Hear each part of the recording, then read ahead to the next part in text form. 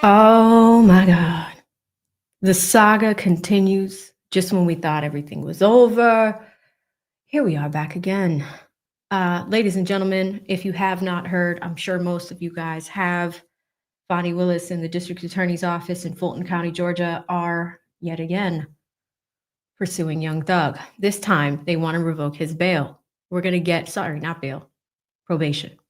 We're going to get all into that, and we're going to actually have a legal discussion. I know a lot of people are covering this. They're giving you their take, but as a professional that has 7 years of legal education, I think I can give you a different perspective on this. So it's going to be interesting. It's going to be interesting. We're going to look at the documents. We're going to look at the exhibits. We're going to look at exactly what Thug said for Fani and team to come after him again. We're going to look at the involvement with Young Scooter, because if you guys don't know about that, Young Scooter is connected to this. This is a rapper that passed away in ATL about a week ago. So there's some fishy things. We're going to talk about how law enforcement is connected as a whole, not just police, but when I say law enforcement, it falls under an umbrella. In order to have an environment or a system that works, sometimes you got to have the wheels in the system turning at the same time. That means police need to be doing their job.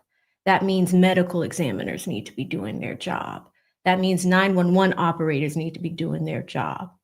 And the district attorney's office needs to be moving as well. So you got all these cogs, all these wheels moving at the same time. That's how you have an effective machine. But I think, dear viewer, we all know Atlanta don't have machines that work well. Like, some of these wheels are off the hinge. Some of them are off. They're not moving at the same time. Like, they just don't have a system that works correctly. And what happens is that the people that the system is designed to serve, they get treated unfairly, right? So we're going to talk about all of that. We're going to go back in the past into the plea deal itself, into the conversation between Thugger and the judge, into all of that. But at the same time, I'm going to be fair, guys. I'm going to be objective. I'm going to look at the DA's office. I'm going to look at some failures. I'm going to look at some footage from the Daily Mail. I don't want to do it. I'm not getting in the mud, but I'm going to look at some footage from the Daily Mail if we're talking about truthfulness and things.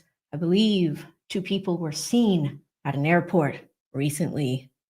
Elected officials that are designed to protect and serve you in Atlanta, right?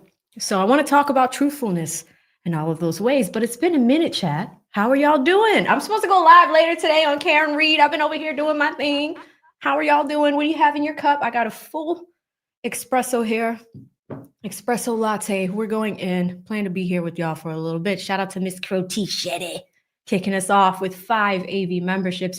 If you're new to my community, welcome. If you're coming back and you're a returner, you know what to do. Hit that like button. And let's get all into it, because we have a lot to talk about.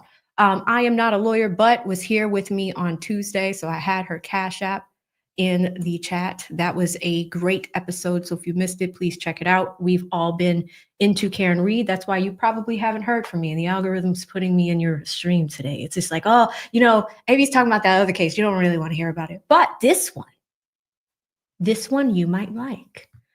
So let's jump all into it. I hope you guys are all having a wonderful start to your day. I was in bed last night and I was just like, I'm going to go to bed at 8 like a granny. And I'm going to just give myself a reset. We've been producing a lot, making a lot of content. I'm going to give myself a reset. And I left the phone purposely on the counter in the kitchen. Walked by it a few times. Twitter was blowing up. I didn't know what it was blowing up about, but you guys were like, hey, you have to see what's happening here. Hey, like, I just woke up to Twitter on fire. So let's put out the fire, shall we?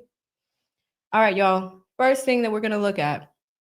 If you've seen this, it's going to be repetitive. But again, I'm going to give you the legal perspective, the legal lens, and tell you what all of this stuff means. Thank you again, Miss Crotty Shetty. E. Capone pops in with the 5, says AV in chat. What it do? He was one of those people, sent me a Cash App this morning. It was like, AV! I came out. I'm outside. I'm here, guys. I'm back. We're here. Nene, our favorite Aussie, been a member for 6 months. Good to see all of y'all. Let's jump in, okay? Here is the document at issue, okay? This was filed 4/2. Today is 4/3. This was filed yesterday at 7:48 p.m. Now, this is the state's motion to revoke Thugger's bail. I'm going to walk you through it, okay? And let me just make sure y'all can see that. Nene, love you. Let me make this bigger so we can all see together.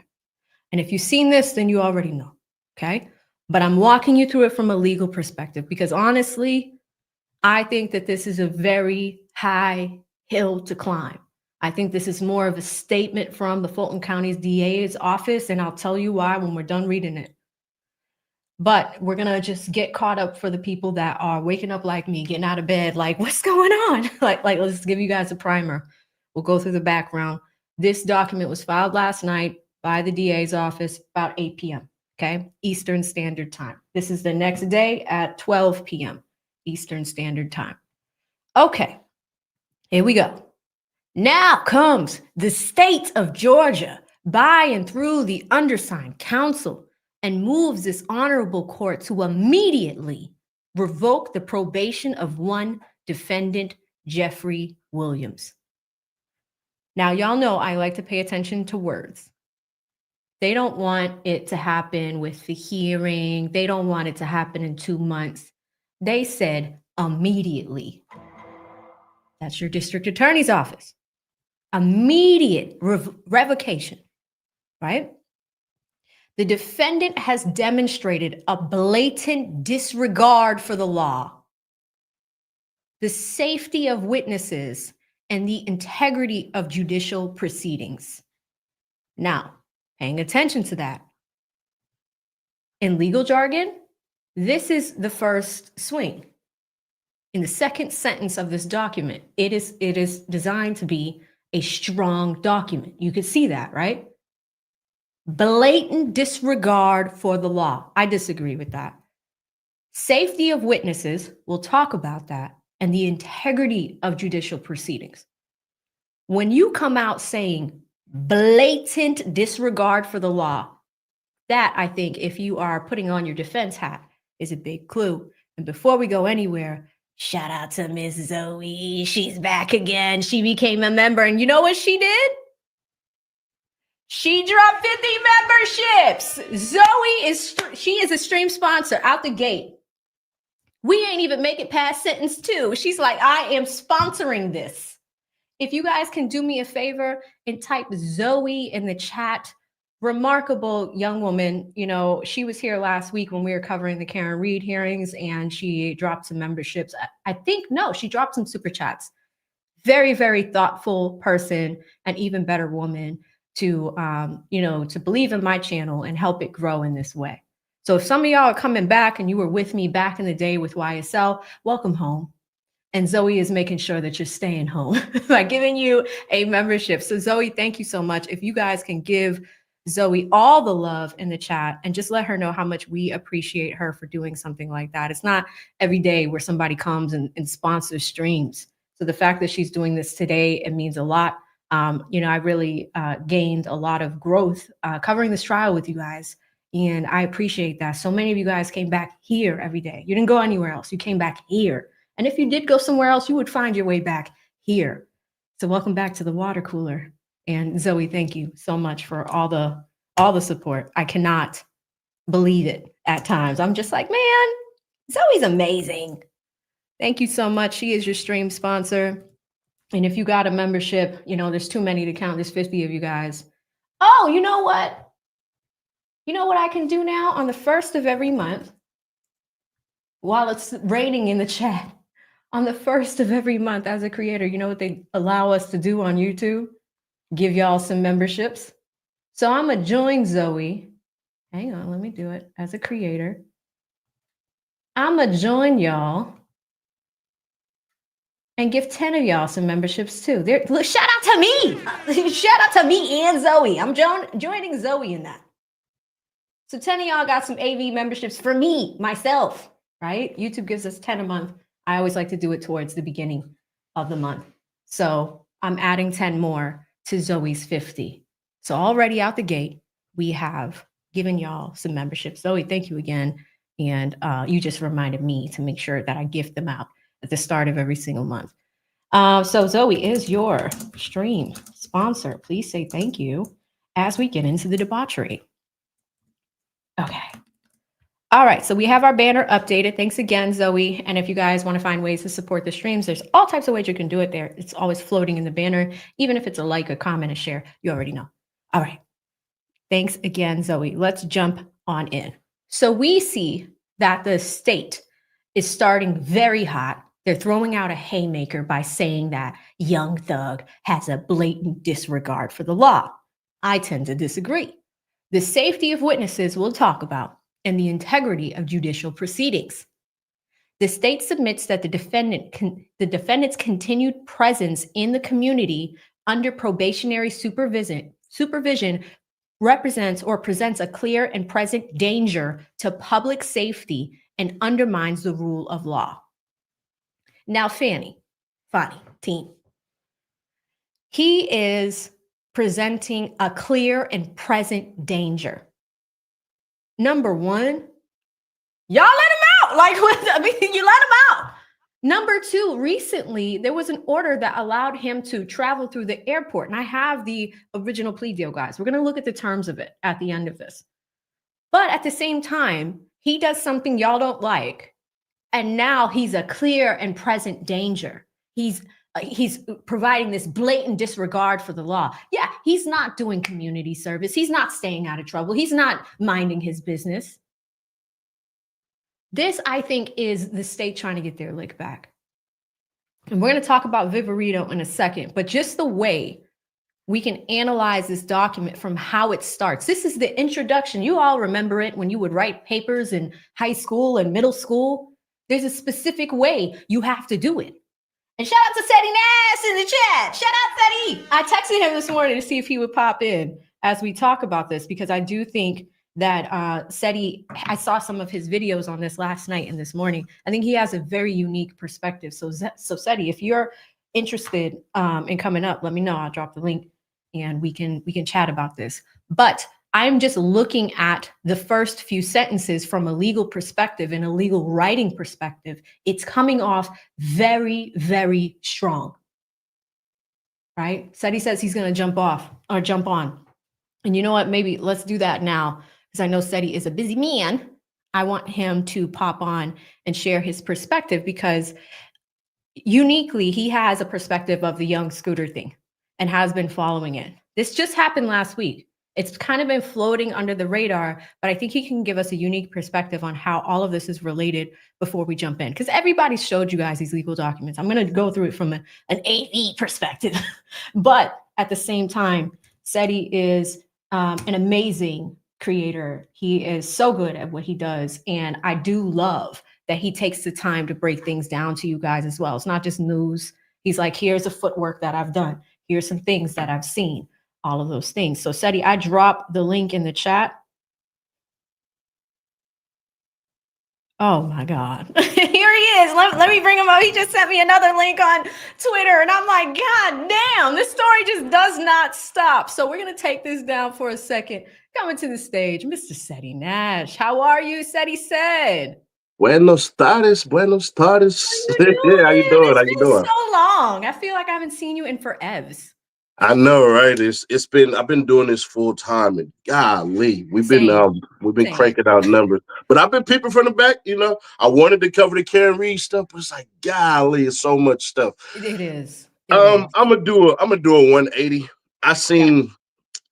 I didn't see the freaking video, and that was the thing. Which video? So she did a video, right, when she talked to Mark Winnie. Give us a tea, Seti. Give us a tea. What happened? If you want, give me like 6 seconds. I'll create a link and then I'll send it specifically to you. But what I would like for you to do in the meantime, that link I just sent you. Yep. I don't smoke or anything like that, so my mind is pretty clear. Well, that's there was a specific play that she ran and that she said about an elected official that sounds eerily similar to this. I'm not going to call it a facsimile at all, but if you kind of read between the lines, it kind of sounds like the same dang thing. See, people who are lawyers, they know how to make their points, but they know mental gymnastics and manipulations through words. Yes. That's why I take my time with these guys when we're reading these, because it's like, okay, he's a danger to society. Like, these are very, very strong terms that they're using in the first 3 sentences. We ain't even make it to the rest of the document yet, you know? So not to cut you off, but I wanted to add that point. He's a danger to society, but the last actual picture he put up, he was looking like a soccer mom. Go figure. Go figure.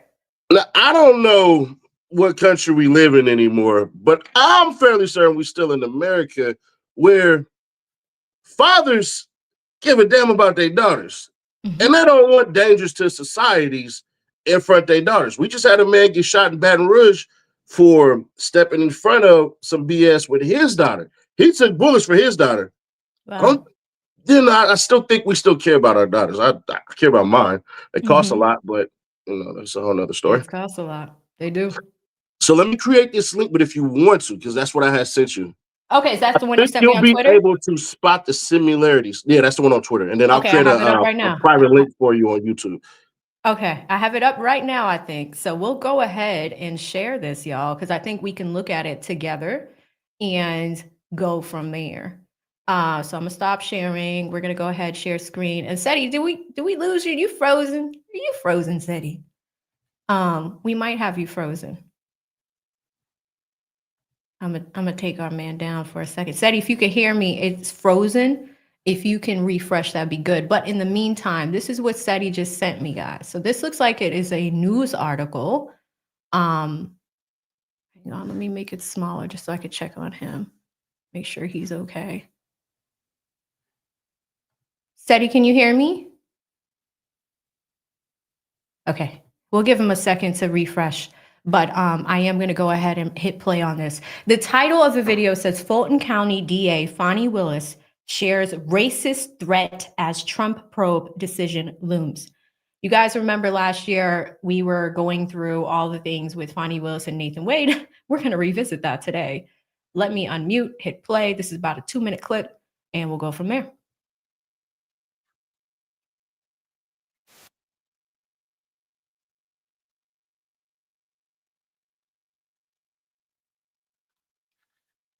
Hold on.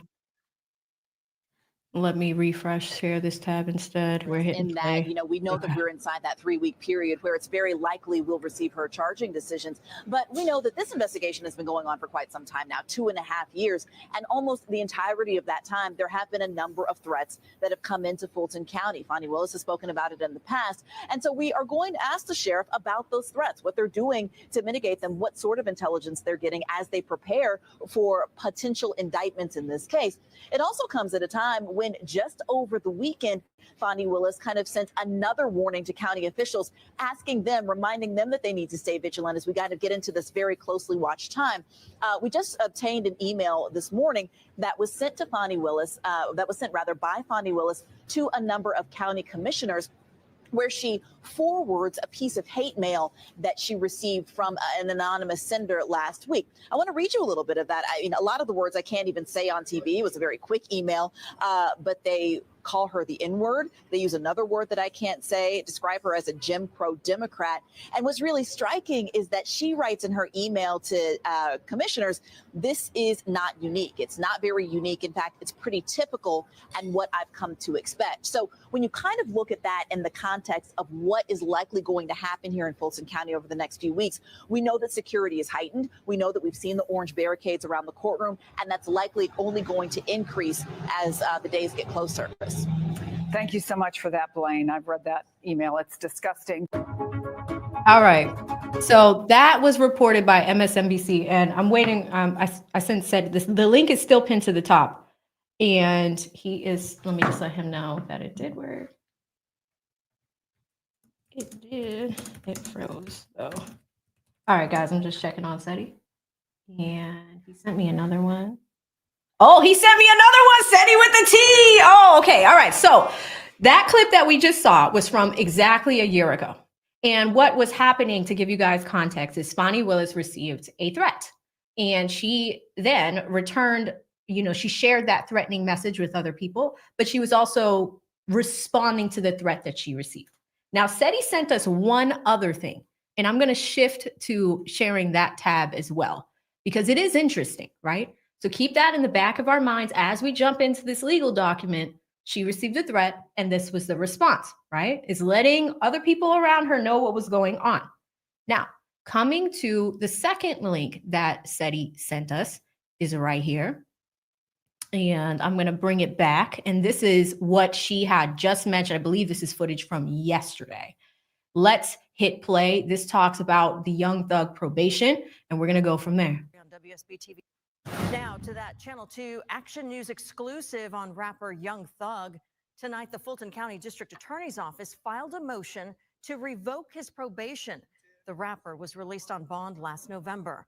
We broke the story on WSBTV.com around 8:30 tonight. And Channel 2 investigative reporter Mark Winnie joins us now live from the newsroom. Mark, the DA spoke exclusively to you about this motion. Yeah, this concerns the YSL gang racketeering conspiracy case. Last year, DA Fani Willis suggested to us the Senate, perhaps You're superstar back. Young Thug, real name Jeffrey Williams, that let him hit the street. Can you hear us, SETI? Yeah, we're good. We're good. Okay, perfect. Is this the link? Yeah. Okay, perfect. So you didn't see that, right? So we just started watching this one. I'm gonna run it back and let No. watch. I mean, you've not seen this previous. No. All right, cool. Perfect. All right, y'all. Y'all ready? Buckle up. We're gonna watch this one together. It's about a 3-minute clip, and I'm gonna run it back from the beginning now that we have SETI back with us. All right, y'all ready? Let's go. Story on WSB TV. Now to that Channel 2 Action News exclusive on rapper Young Thug. Tonight, the Fulton County District Attorney's Office filed a motion to revoke his probation. The rapper was released on bond last November. We broke the story on WSBTV.com around 8:30 tonight. And Channel 2 investigative reporter Mark Winnie joins us now live from the newsroom. Mark, the DA spoke exclusively to you about this motion. Yeah, this concerns the YSL gang racketeering conspiracy case. Last year, DA Fani Willis suggested to us the Senate, perhaps superstar Young Thug, real name Jeffrey Williams, that let him hit the street the night he pled guilty or nolo contendere to all charges he faced, was a sentence which could send him to prison for years if he crossed the wrong line. Now this. If your motion is successful, Young Thug would go to prison. He could. A new and dramatic verse in the case surrounding music star Young Thug, real name Jeffrey Williams. A motion from prosecutors at the Fulton County District Attorney's Office to revoke Williams' probation. It says, quote, since sentencing, the defendant has engaged in conduct that directly threatens the safety of witnesses and prosecutors, compromises ongoing legal proceedings, and warrants immediate revocation of probation. Fulton County District Attorney Fani Willis. What our motion is concerned about is that we certainly believe that his post was to threaten law enforcement, which is all part of gang activity. Jeffrey Williams' attorney Brian Steele told me by phone it is never appropriate to be engaged in any type of witness intimidation. It is never appropriate to threaten to murder another person. The prosecution's motion to revoke Jeffrey's probation should not be well received and should be swiftly rejected. It is irresponsible to file a motion of this sort when Jeffrey has done absolutely nothing, Steele said, to violate any condition of probation or threaten a witness. We know that it is clear to Mr. Williams that the intent of the district attorney is to stop gang activity in Fulton County, Georgia. We believe the judge's order is clear, and that this is an intentional violation. The motion says investigator Marissa Viverito is currently testifying in a gang murder hearing and indicates a judge ordered the witness not be shown on TV while testifying, but that a blogger posted on social media she doesn't want to be shown on screen. Well, here she is, along with a photo of the investigator. The motion says on Tuesday, Young Thug reposted the image, and the post went viral, amassing more than 2 million views. The motion says Viverito's home address and her parents' home address were publicly posted, exposing them to grave danger, and that hours later, an additional post emerged threatening the assassination of DA Willis. The motion alleges Williams' continued association with individuals actively involved in witness intimidation, threats of violence, and obstruction of justice constitutes a clear violation of probation conditions. Last year, Ms. Willis suggested to us there was room for accountability in Young Thug's complicated sentence involving 5 years commuted time served, followed by 15 years probation, to be followed by a, quote, backloaded 20-year prison term, which would also be commuted to time served if he successfully completes the probation, which was loaded with lots of special conditions. I expect, Wendy, a courtroom fight over this one. Reporting live in the newsroom, Mark Winnie, WSB Tonight. And we That's it. SETI. Oh my God. Where do you want to start? Where do you want to start? I want to start with calling Marissa Viverito a liar. I mean, And I would like you to do one last thing, and this is going to make you laugh. okay, you got it. What you got? I want you to go to LinkedIn. I want you to type in Google Marissa Viverito LinkedIn. Oh shit. What are we about to see? Oh my God. City of Atlanta Police Department. It's gonna make me log. It's gonna make me log in. It's gonna show my government name, but You shouldn't have to. let me click on the first link. City of Atlanta Police Department. All right, I got it. Let's check this out, guys. Let's look at it. You're gonna see a picture that's gonna be shared by another police officer when you scroll down. That has Marissa Viverito in there. So, Oh yes. how about this? You don't got to get into it. Yep. But she's in a picture with a bunch of officers. So how about this? We blame Atlanta PD and we start there. Because Atlanta PD, all the pictures we have comes from their Facebook and from their LinkedIn. Well, see, that's actually interesting because the reason why I didn't want to log in is because it's going to show all my legal people and I don't want to expose them to that. But that's exactly why, because it will show pictures of me with other attorneys, me with pictures from people from law school, pictures with me and people in corporate America. But that's the thing. LinkedIn is a tool, but it's also a public search engine. So if somebody wanted to find you, we're going to see all those pictures. We're going to see your connections. I can tell that she has it blocked because look, it required me to log in to see more. Right. So that's the other thing, SETI, like this thing about concealing her face and her voice and the privacy and all of that stuff. It's interesting because at the end of the day, y'all are leaving it open. Like go dark if you want to hide it, you know? Correct. We had YNW Melly case where a informant / CI / officer undercover agent, his wife put out his picture on Cash App. What? So on Cash App? On Cash App. So here's my biggest issue. They don't know what they're talking about. Mm-hmm. And the reason why they're doing this was because if you notice in that bottom picture of that nice little soliloquy of trash, it shows on the motion, right? Oh, okay. And the pictures of the evidence, it shows a specific tweet that is not blurred out. Now, you know as well as I do.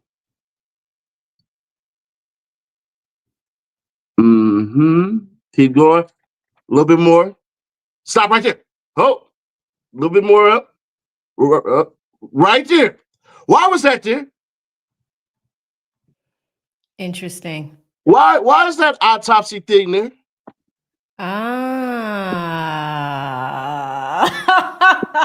The plot thickens, ladies and gentlemen.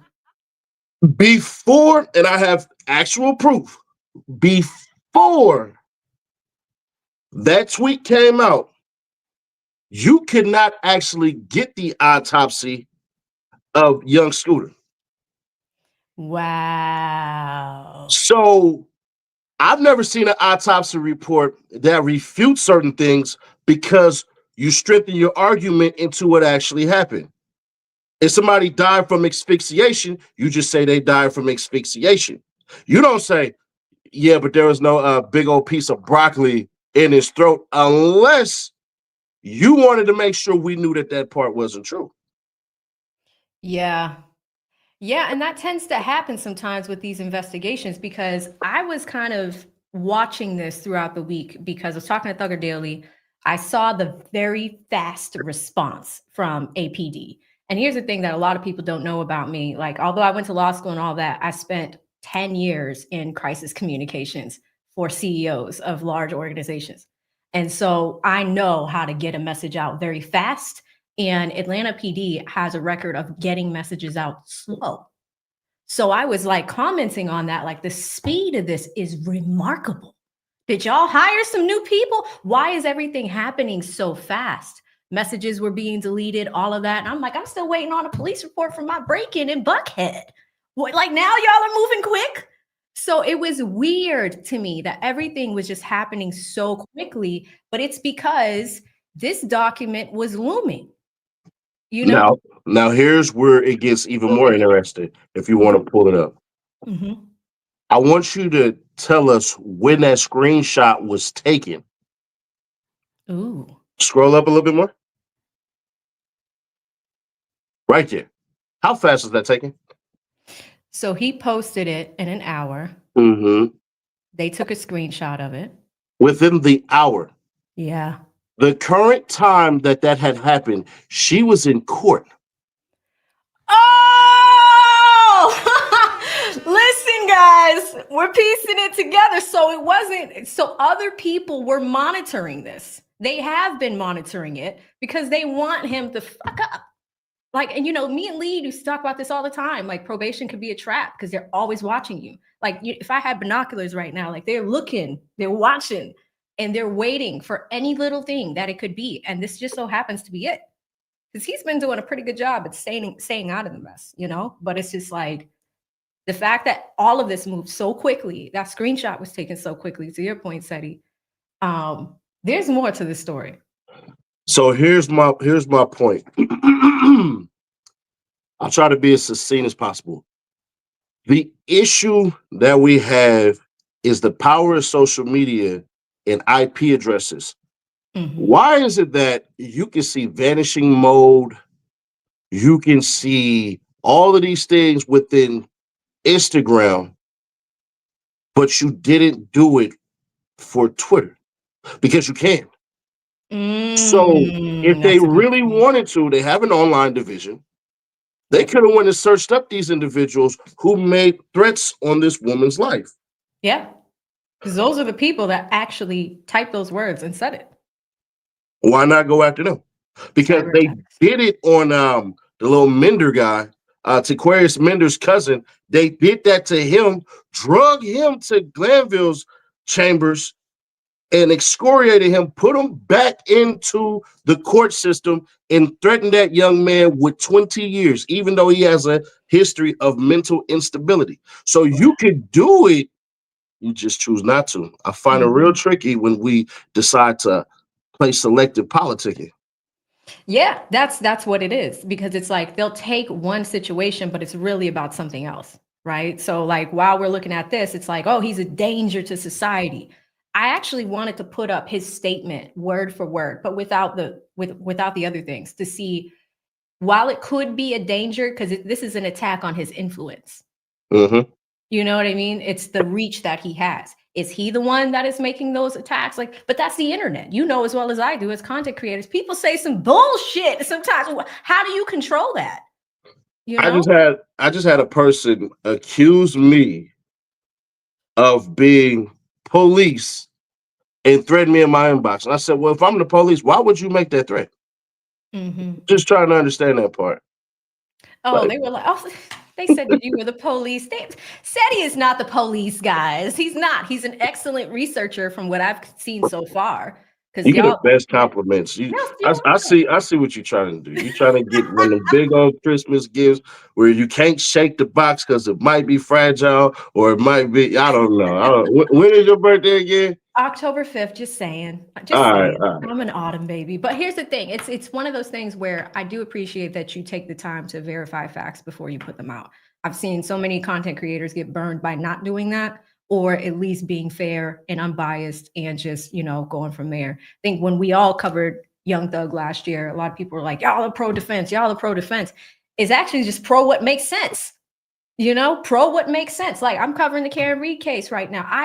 I kid you not, Seti, the first day I watched it, and I saw police officers collect evidence in red Solo cups. Which is insane because you just tampered with evidence right there. Yep. But this is like what happens every day. So I appreciate people that are showing our folks like this is what really happens. You know, so it's insane. So let me ask you a question. You remember hearing the lyrics, Lil Woody will pop at your noggin? Mm-hmm. Do you remember what they originally were intended for? Who they thought it was originally intended for? Who was intended, that? Pardon me. Tell me. It was Lil Wayne. Oh, the plot thickens. The plot thickens. So there's that. Then the funnier part is because they weren't able to do it, and I talked to Brian Still. I won't tell you.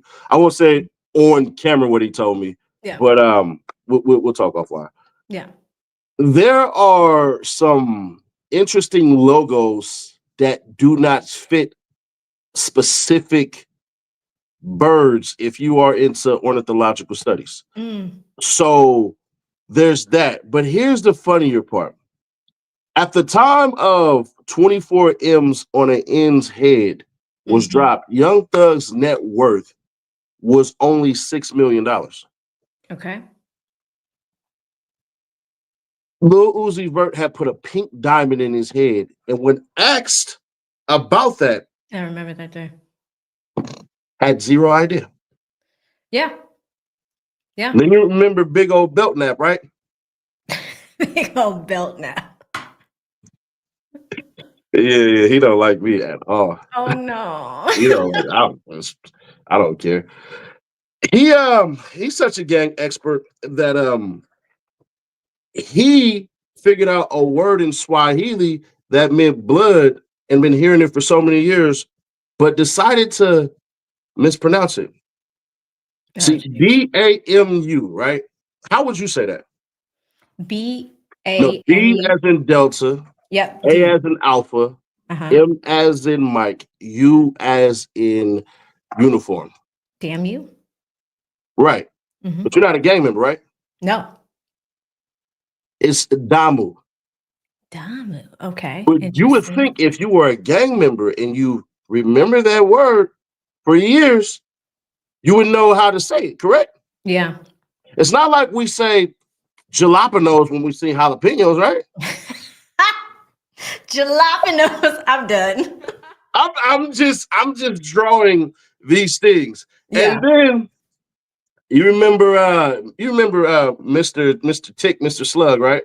And then when he got beat on that because it was an actual song that says Slime loves you, me, I. Slime. I love it. I So love it. these experts are liars. Yeah. Yeah. And that's the thing. It's like, I wanted to show them towards the end of this talk is just like how all of these, like we started it a little bit, how all of these bodies of government have to work together. But if one of those wheels in the cog, or if there's one of the wheels are not turning at the same time or in synergy with others, you're going to have a messed up system, and that impacts everybody. And I think that's what we're seeing. Like I remember the Infinity dude, like one of that was probably the most useless victim, or not victim, witness that I've ever seen. But technically he's kind of a victim to the system, but a useless witness. Like, hey, did you see this? And then I remember Keith Adams like cross-examining him. Like, you were at the witness, you were at the Infinity dealership, right? He's like, yeah. Have you seen any evidence connected to this crime? No. Ninja, why are you here? Like, why are you on this stand right now? And if that was one of your witnesses, what value did it bring to show that either these defendants are guilty of the crime or not guilty of the crime? And that's the thing. You could see that it was a botched investigation. Where's the McDonald's footage? Where's the watch? There's so many questions that came out of this that where we're just looking at everything like a lot of it doesn't make sense. But I think one thing that was very clear is that the investigators did not have a tight case file, an open and shut case before they brought it to the prosecutor's office, which is the next step. It's almost like you're building the case as you fly it. Or as Judge Whitaker said, throw the case as you try it. Like crazy. So anywho, going back to the investigators part, they have to do a very thorough job at things. And they need to do things in a way where it makes sense with protocol. It is open and shut. It's black and white. It could be tied to the methods and things that they use to get the information. And it shouldn't be a question where we find out on the stand that you're not being truthful about what you're saying right now. And a lot of people have bought that up with Viverito.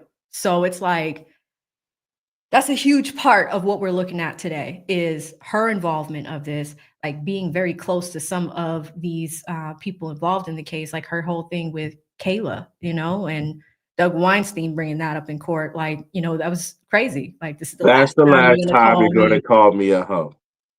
Why is the detective even communicating with her in that way? I ain't gonna lie. The best part of that whole thing is, are y'all for real? Are we being for real, y'all? That was crazy. And, like Doug is such a sweetheart. He's just like, being polite, like, I need to say this, so I'm going to say it. It's the last time you're going to call me. It was wild. That needs to be on somebody's intro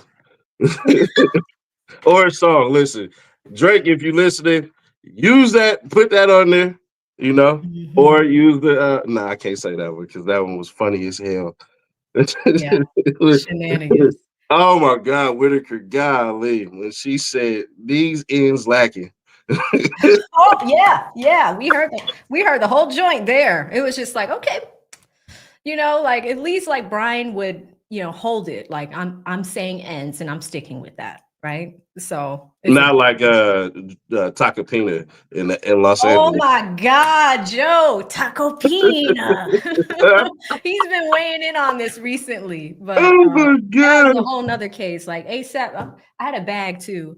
I had a little lunch bag and I wrote ASAP shells on it and holding around like it was Relly collecting evidence himself. Just dumb, just flat out dumb. Yeah. But to get to the funny part about it, I found it interesting how she was just saying this stuff about a dog on expansion and essentially using the virus, the C virus, because I can't say it because it'll yellow your channel up. Yeah. And that's how they were able to get Orca knocked down and include one more judge. Gotcha. Fani Willis out her mouth, I believe it's this week or last week, had said that if we don't get this, jails are going to stay filled. Oh, yes. It was said as a threat. Then, to add more insult to it, we know one thing that cops love, and that's that overtime word. Cops love overtime. And so I found it interesting how she said, and it has cost us money while you still owe the rest of us $54,000 for the county. That is correct. That is correct. Shout out to Ashley. So you owe money. You threaten people who don't come to court for subpoenas. You won't come for a subpoena for the Senate. Yes. But you ran a transparent operation, and that's what you accused Paul Howard of not doing. Every insult she gave Paul Howard, she's been accused of embezzling money, sleeping with employees and employers. And Daily Mail caught that. Daily Mail caught that last week where they were in an airport together. We watched the footage. I have that for y'all too in a second. Oh, but, you can see it. You can see it in the body cam footage of her daughter going to jail with Mr. Nathan Brandy Wade and Miss Fani Vaca Willis. Yeah. And that's the thing. It's like the threats, right? Let's talk about the threats for a second, because there are a lot of threats going out on her end. But when there comes to compliance on her part, we're not seeing that. She threatened the president. She bought Trump in. And the mugshot, the infamous mugshot, happened in Georgia. Bonnie wanted that. At the end of the day, he's back in the White House. But even with that, it's like, okay, the threats are going out, but when you get threatened, Jim Jordan wanted her to go in front of Congress to answer for some missing money. Never went. Ducked and dodged the subpoenas, to your point. You know, the Georgia Senate Committee wanted to see her. Ducked Yeah, and dodged subpoenas, you know, like. the United States, as far as it goes for that, I mean, there comes a fine line between state and federal. So I disagree with him, but I disagree with the Georgia Senate. Yeah. Jim Why? Jordan was Tell us puckering why. up. Yeah, Jim Jordan was puckering up. We can understand that one. He was puckering up all the way. But as far as the state goes, where you are allocated funds and the jail that you have and your twin brother, Sheriff Labette, y'all run a very tight ship of mendacities over there, shall I say. Yeah, there's a ton of corruption going on, and at the end of the day, there's threats going out, but when threats are received, this is what happens. You know, so I want to walk through that document with them to show everybody, like, hey, you know, this is a threat that was received, because we saw this during the hearings last year with the whole Nathan Wade thing. She talked about it. Her father talked about it while they were on the stand. Like, she receives death threats all the time. It happens all the time. Like, we see it with so many different cases. The high sheer volume of it is one thing. Now, I can understand when we're about to analyze this, Viverito's threats, right? Like, that's new information somewhat, but for her to add on hers too, I think is interesting, because it's like, all right, what is this covering up truly? Yeah, it's all about money. That's all that is. And they're still upset that they had to give away some of that money and some of those possessions that was given to them. And this is ultimately going to lead to them wanting Paige Reese Whitaker off of the case. Mm. Ooh, because That's what it Glanville is. got removed, and then you get Judge Whitaker. Tit for Interesting. tat, right? Yeah. And then Yeah. it's funny how they don't want these cameras in the courtroom, but if you see McBurney, everything he does is streamed online. Mm-hmm. That's his own YouTube channel. Mm-hmm. Yeah. Yeah. It's like now there are things that are being closed, but we knew that the prosecutor's office, the DA's office, they weren't fans of everything being broadcasted all the time. I wish you would have went with me when I went in that courtroom. If you can see the shifting aura when I walk in there. Listen, there are a few YouTubers where it's just like, we in the building, like, you know, so I'm sure, you know, I am sure that there was definitely a reaction when that took place. Now, I don't think I'm that desirable, but when Miss Love looked at me like this, Oh, she gave you a look. and look, she's looking back like over the shoulder. This is what she's doing, looking at me. Yeah, they're watching all of us. They're watching everything that's happening on social media. And that's my rationale behind how that happened so quickly. I feel like they've beefed up the amount of people that are talking about cases, that are talking about some of these matters, who's covering it, things of that nature, because the fact that it's faster than before is interesting. These screenshots are happening very quickly. And it's coming from a mobile device. Like, we saw it, you know? So here's one of the funnier questions. How fast did those tweets of addresses get dropped? Because something sounds like prior knowledge, in my opinion. Gotcha. Yeah. Yeah. And the other question becomes like, okay, let's nail down the IP addresses. How do you know it's not a trap either? That it's not them trying to lure people out to see who would do what, you know? So you always have to think about both sides of the chessboard. I find it funny how whenever Fani Willis needs to put out something that is very manipulative, it's always Mark Winnie who's dropping it. The Gunna case, as far as the yes ma'am stuff, that was a tactic used to persuade more individuals into actually agreeing and saying yes ma'am.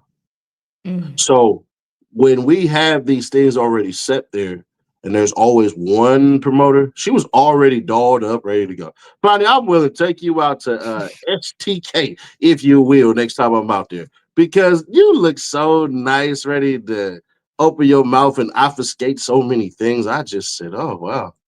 But it's always the things that she's not saying. And that's what I noticed. When she had said that there were 50 murders in the Young Thug YSL Rico, and we only found a couple, things that just make you wonder. They do. They really do. But at the same time, we just had an election. I voted. I did not vote for her. I voted. My Georgia vote went to someone else. You know, so Listen, if that person would have reached out to me like I told her to do, it would have been far more closer than what it was. But some people are too arrogant to understand, because if we being fair, church is heavy in Fulton County. yeah. YSL was going to come to an end as a trial. When you step out of that courtroom, to the left, there are a bunch of homeless people. Go around the corner to the right, there's a bunch of homeless people. Then you have a huge problem of thefts and breaking in. When those things are not what you are bringing up, and you're just going to blindly say out of your mouth, I'm going to dismiss this. No, those are the wrong words. Yeah. No, it's interesting. It's interesting you brought up this, because when I was living there, that's what happened. Like in Buckhead, somebody broke in, stole like $7,000 worth of stuff. I was like, okay, you know, I'm used to being from the north. Like, you can follow up. I'm going to call you. I'm going to talk to you, police officer. Like, what's up? Did you find you have a suspect? What's going on? Not a single phone call after that happened. And it's funny because there's as a small, tiny public figure, but still not a single phone call. But here's the funnier part, right? There's this thing and stigma that you don't go to Cobb and mess around. Why does Cobb have that stigma? Because I stay in Cobb County. Why isn't that Cobb has that stigma, but not Fulton County? Yeah. I just think that there's misalignments with all these wheels not functioning correctly at the same damn time. There's purpose, and then there's on purpose. There it is. There it is. I love it. I love it, Sadie. So what else you got going on the channel when it comes to this topic? I'm gonna excoriate it. I'm gonna go find the lies and go all the way off, because had I seen that video, my whole entire thought process would have shifted. But I just find it funny how a department of $306 million are now seeking to add another $11 million. Insane. They want more money. They need to do their jobs. But it's like, are you doing it effectively now without those extra funds? People, listen to what I just said. $306 million. So the question then relies on all of us to keep on pounding the freaking YouTube airways and the internet and keep their feet on them. Make sure you guys are not only liking this, but you are subscribing. And if you can, it's almost Friday. Y'all get paid tomorrow. Drop a cash app or drop a super chat. That's right. That's right. All the ways you could support my channel here. If you guys want to support Seti, it looks like his cash app is right there in the name, right here, right? We'll drop it in the chat. And if any of my mods are hanging around, if y'all could grab Seti's cash app name and just pop it in the chat in the form of a link. So if people want to support, they could do that. Y'all know where to find Seti Nash on his YouTube channel. And I hope that you are already subscribed, because he has been all over this. Like, I went to bed early last night, woke up, Twitter was a bomb on my phone because I missed it. You got to it like fast. I was like, damn. Yeah, I'm at this full time. Same. The support has been ridiculous. The channel, you know how they do the 48 hours thing? Yeah. Yeah, we've been doing 500,000 views every day. That's amazing. So I'm gearing up to actually do this full time. And when I get a chance to create this coterie, you definitely need to come and join us. I'm trying to get Paul Howard involved, but I don't know. Yeah, sometimes it's tough, you know. Like, I know, like, some government people are just like, I don't know. Well, he but ain't government no more. open. He's not government no more. Yeah. He's running a private practice, and that's the freaking thing I was trying to tell. Oh my Gosh, tell the our friend who wanted to join in, there was just this easy commercial she could have did, and I seen it happen with Meg Whitman and Arnold Schwarzenegger in California, and it destroyed her and allowed for Brown to come in, and she would have just did what I just told her. But I don't have a super sonorous voice like most people do, so I got to work on that. There you go. There you go. Well, Seti, I appreciate all the nuggets you came in and dropped in because I was about to go in legal analysis, right? But it's good to see like the news part too, just because some of those clips are telling, right? It just seems like everything was happening so fast throughout the week. And I was noticing the speed, but I think you hit the nail on the head with all of that and how all of these things, they connect, especially with young Scooter. It's always interesting. I always tell people timing is everything. So with that, I'll bid you adieu and I'll stay in the comments. Sounds great. Thank you so much, Seti. Always a pleasure to have you on. Y'all know where to find him. Absolutely. All right. Stay safe out there, Seti. All right, y'all. So a little bit of some insight before we dive in. We're going to look at the potential order right now, but I think it was interesting for you guys to see someone that had experience with this that came out yesterday in a different perspective, because when you have more time to look at something, you get some more nuggets of information. I know that there's a few super chats to read, guys, but I do want to jump into this for folks that are just seeing it for the first time, right? We are looking at the state filed a motion last night to have Young Thug's probation revoked, right? I started off with showing you the first sentence, the first few sentences. There are 3 of them, and how from a legal writing perspective, they come off as extremely strong. Some of them are a little bit conflicting when they say that Young Thug demonstrated a blatant disregard for the law by posting something on Twitter. The safety of witnesses, he's exposing the witnesses to Twitter. The integrity of judicial proceedings. The state submits that the defendant's continued presence in the community. And again, I just remembered this. Judge Whitaker, I believe, just signed an order to allow Young Thug to go through the airport. That was one of the conditions of things that he could not do in the original order when he signed his plea agreement. But she gave him the opportunity to now travel. That helps him as far as his business. So that was a big win.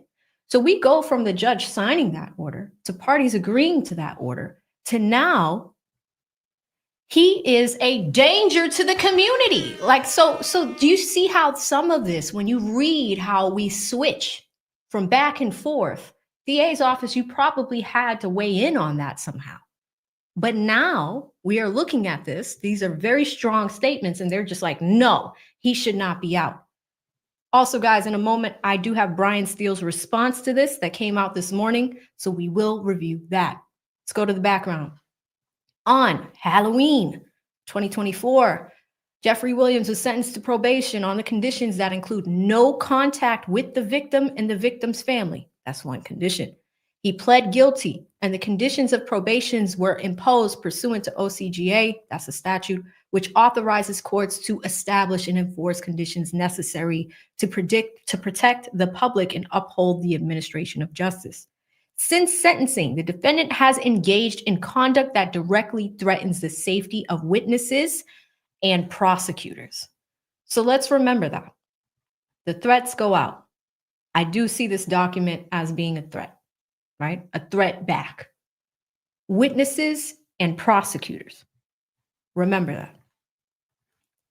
It compromises ongoing legal proceedings and warrants immediate revocation of probation. Remember that word, immediate. She wants it removed now. Escalating threats and witness intimidation. Okay, here's the background. Investigator Marissa Viverito is currently testifying in a multi-defendant gang murder preliminary hearing, which remains ongoing and is set to reconvene on Monday, April 7th. This is probably where the immediate part comes from, because if she's going to get back on the stand, they want to make sure that his probation is revoked before she continues testifying. Interesting. During this hearing, the court explicitly ordered that the witnesses not be shown on television while testifying. Despite this order, a known blogger deliberately violated the court's directive by posting on social media. She doesn't want to be shown on screen. Well, here she is, along with a photograph of investigator Viverito. So let's think about that. That's a third party that posted this thing. Did Young Thug do that? No. The other person did it, right? Bloggers, like many in Georgia, get the Rule 22s. So a judge has to approve you to have a Rule 22 to be able to go to the courtroom and stream a trial or provide any photographs of things of the like. You see people like Dennis Byron, he has one. Infamous Miss Sylvia has one. Court TV has one. You also see Law and Crime that have these. Law and Crime and Court TV, they cover cases all the time, so they have these approvals. They do them well in advance. Some of them are per trial. Some of them are per courthouse. Everybody across the country does it in different ways. Notice that Law and Crime have not been covering this one, right? But at least this particular case, the ongoing investigation right now, where Detective Viverito is on the stand. If they are, it might be locally based. Sometimes news stations do them, things of the like, right? Now, so it seems like a blogger posted this. So Young Thug did not do that. A blogger did that. That's how they started it off. Let's continue. On Tuesday, April 1st, so 2 days ago, Jeffrey Williams, aka Young Thug, amplified this act by reposting the image with the caption, "Marissa Viverito is the biggest liar in the DA's office." This post quickly went viral, amassing over 2 million views with thousands of comments and retweets, many of which included direct threats to investigator Viverito and her family. So if we break down culpability, who does what? So did Thug post that picture? No.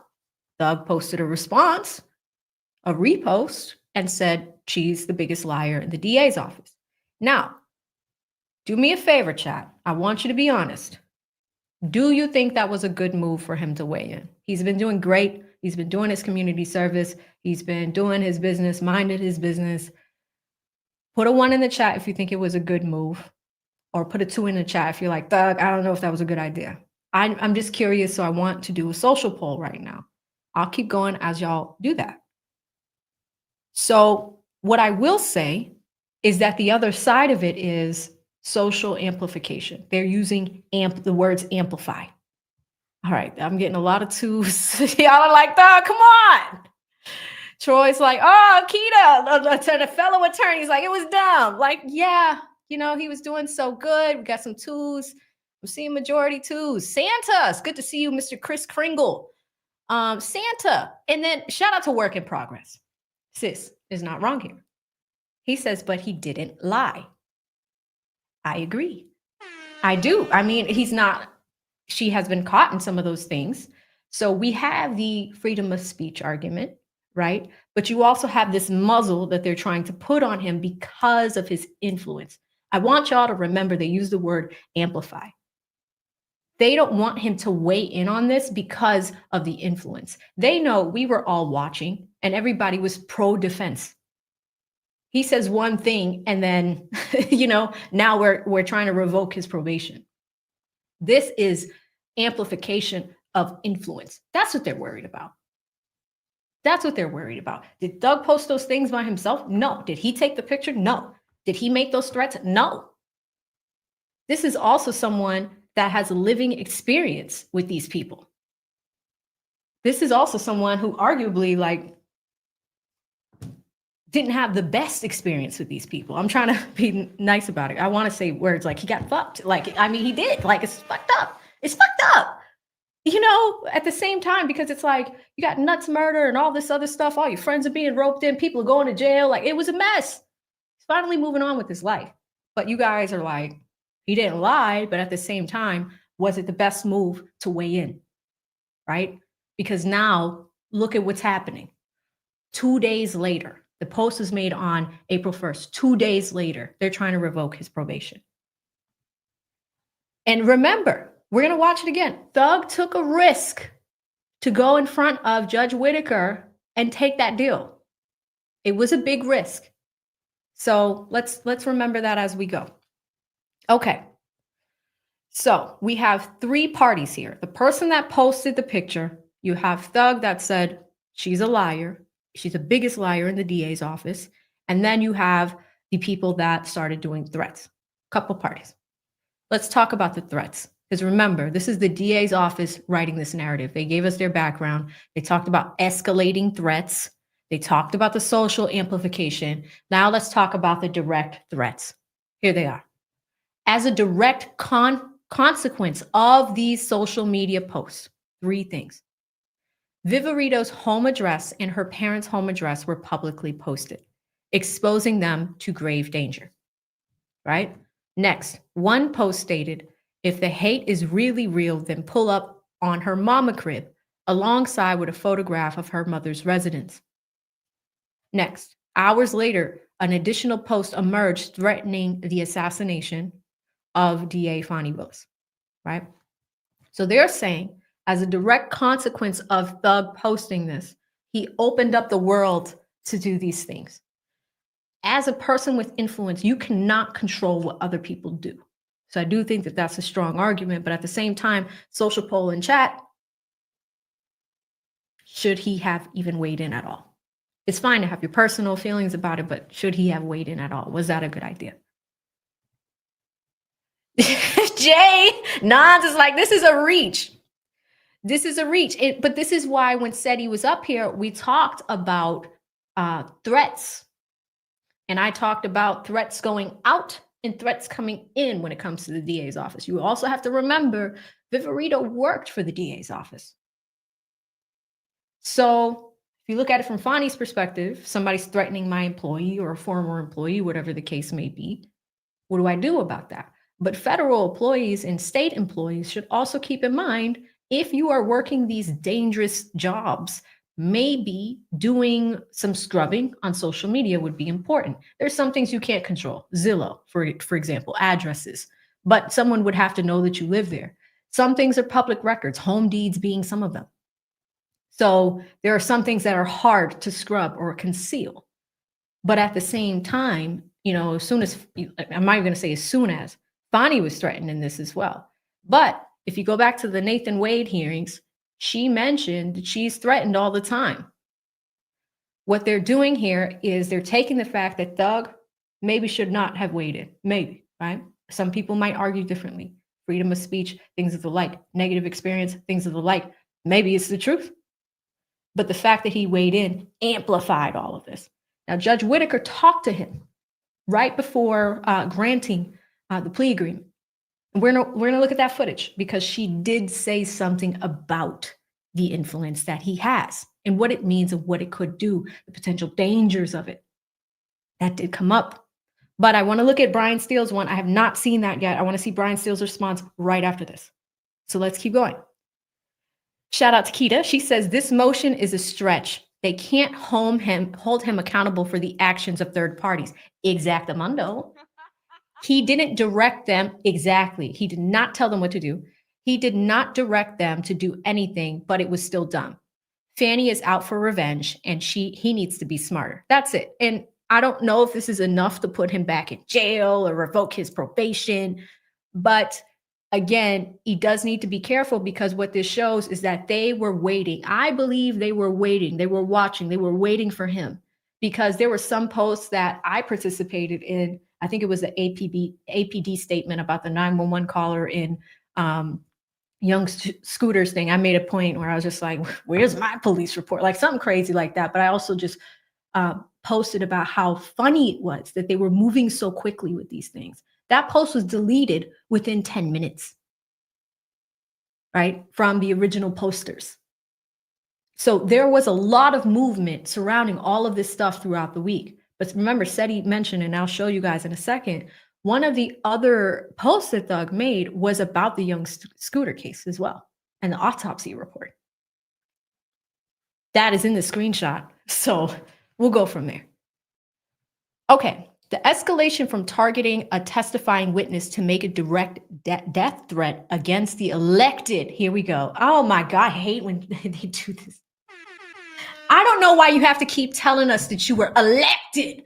Elected district attorney of Fulton County is a grave and unprecedented attack on the justice system. Let me read that to y'all again. The escalation from targeting a testifying witness to making a direct threat, death threat against the elected district attorney of Fulton County is a grave and unprecedented attack on the justice system. This is a threat right back. This is targeting a witness, but also coming back like the result of that death threat is because of you. Like, what? Oh, let's keep going. Pattern of intimidation and court undermining. What pattern? Oh, tell us, Fani. This is not an isolated incident. It is part of a calculated campaign of intimidation, harassment, and misinformation designed to undermine the legal process. Social media has been used as a tool to manipulate public perception, spread misinformation, and instill fear. These efforts have also included attempts to exploit the court's perceived stance on disdain towards the state by referring to Your Honor as YSL Whitaker. Yo! She don't like us, guys. She don't. Oh my God. She don't like us. The state is so embarrassed that the public, the court of public opinion, saw what they were doing, called them out for it. And now social media has become a tool. Fani said, Judge Whitaker, they call you YSL Whitaker. How about that? Do you like when they call you that? It's like...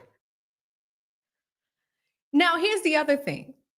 Y'all know what we used to call her on lead side. So luckily she didn't go there. But YSL Whitaker. Thank you, Mob Deep. You know what I'm talking about. The fact that she put this in here. And remember, look at the title. It's a pattern of intimidation. It's court undermining. But this document is about Thug. Thug did that? This is his calculated campaign of intimidation. Calculated? Meaning that he's not busy. He's just sitting here like, how can I piss off the DA's office today? Calculated? He got a whiteboard behind the whiteboard in the middle of his mansion. Like, how can I piss them off today? Calculated. Oh my word. She did not say calculated campaign. That right there, I would be done. And this is why words are important, y'all. They are. This ongoing manipulation of public perception through social media is intended to obstruct justice, silence witnesses, and threaten those who enforce the law. This is so much about ego, y'all. This is so much about ego. Oh. Now she gives us the statute, legal basis for revocation. Under OCGA, there's a long numbers. A court may revoke a defendant's probation when they engage in new criminal conduct or violations that threaten public safety. Wow. The defendant's continued association with individuals actively involved in witness intimidation, his association with witness intimidation, threats of violence, and obstruction of justice constitutes a clear violation of probation conditions. I have his probation document. I'm going to look at it. But continued association with individuals. Thug don't know these people that made those threats. What continued association? My head hurts. I have a headache now. Okay. These actions mirrored the established tactics of criminal organizations as defined under OCGA 1653, which are designed to instill fear, silence witnesses, and interfere with judicial proceedings. As a direct consequence of these actions, law enforcement resources have been required to provide security in response to the escalating threats and intimidation. On whose dime? On whose dime? On whose dime? Is it private security? You're saying law enforcement. So because of the threats, we're using more state resources to protect you because you don't feel safe, which granted, anybody that doesn't feel safe, I'm not taking that away from you. If you haven't received a threat, then maybe you don't know what it's like. If you have received a threat, it's pretty scary. But keep in mind, if it's law enforcement, you're using more state resources to surround a person that feels threatened because they're involved in these cases. Georgia courts have consistently upheld the revocation of probation for conduct that endangers witnesses, obstructs justice, threatens public officials. Failure to act decisively will only further attempts to threaten, harass, and intimidate and those involved in the case. Okay, here's what she's saying here. She's like, Judge, Georgia courts have done this before. We have revoked probation for people that do this sort of stuff. Failure to act decisively. She's actually kind of putting pressure on Judge Whitaker. If you don't do this soon, we're going to get more threats, is what she's saying. Get Thug off the street, is what she's saying. The state asserts that not addressing this matter directly with the defendant would fail to serve as an adequate deterrent, given the gravity and escalating nature of these threats. Furthermore, as both the defendant and this court acknowledged during his plea and sentencing, the defendant wields significant influence over people worldwide. I told y'all, amplifying the potential impact of his actions. So she is saying that Thug is a danger to society, and she wants Judge Whitaker to take him away from what he's doing, take him away from his business, haul his ass into court, and to talk to him about this. Fani wants revenge. She does. She does. I mean, like, wow. Need for revocation. The integrity of this court and the safety of those involved in the prosecution are at stake. The defendant's probation should be immediately revoked to prevent further harm, ensure compliance with the law, and send a clear message that witness intimidation and threats against public officials will not be tolerated. The state urges this court to make swift and decisive action by revoking his probation and remanding them into custody without delay. Fani wants him. She wants him back in jail. She wants him back in jail now. Wow. Wherefore, the state respectfully requests that this court schedule a hearing to address immediately revoke or modify the defendant's probation as it seems appropriate. Order the defendant to reimburse the costs incurred by law enforcement for the additional protective measures necessitated by their actions. Oh, hell no. And impose any further sanctions necessary to safeguard the witnesses, prosecutors, and the integrity of the judicial process. So not only does she want his probation revoked, not only does she want him back in jail, she wants Thug to pay for the extra security that they needed to get after this post was made 2 days ago. You cannot make this shit up. You really cannot make this up. Oh my God, that was my first time reading that. Let's keep going because she's got some exhibits in here. We got Adam Abate, Simone Hilton's names as well, signed with Fani. Certificate of service, that was e-filed last night. Exhibit A, let us look. This is the post, and who's at the top? Miss Sylvia. Miss Sylvia says, Viverito's testimony footage, the footage everyone's been waiting for. So they are basing this off of Miss Sylvia's post. And it says, Viverito wiretap in testimony. So it looks like this was on her page and it looks like it got about 4.3 thousand views. So that's the original post. That went up at 2:15:41. Now, a little while later, Young Thug responds to it. And it says biggest liar in the DA's office. Okay. And then he posts again. This is what we can't really see it. But Thug says autopsy came back, street got shot. And who are we talking about with that? The other big thing that's going on right now is the death of Young Scooter. He's an Atlanta-based rapper, and he passed away on March 28th, right? You don't know who Young Scooter is. Got some information over here on Google. There was a whole thing with a 911 caller and all types of shenanigans. There was a bogus 911 call, but Thug was actually talking about this issue with Young Scooter's death and the autopsy, because there are some issues with the way that the police handled that case. I believe that there are some injuries to a thigh that are at issue because he was jumping a fence. But I have not seen the autopsy, so I don't want to speak on that yet because I don't know much about the Young Scooter case as much as I should to adequately inform you guys on it. Now, and shout out to Marley, I believe Scooter and Thug were quite close. I think he came to the courthouse a few times. I do remember seeing that. So if Thug is speaking out about it, do you see how with his influence, people could start to ask questions? Like, what did happen in that autopsy report? They get curious.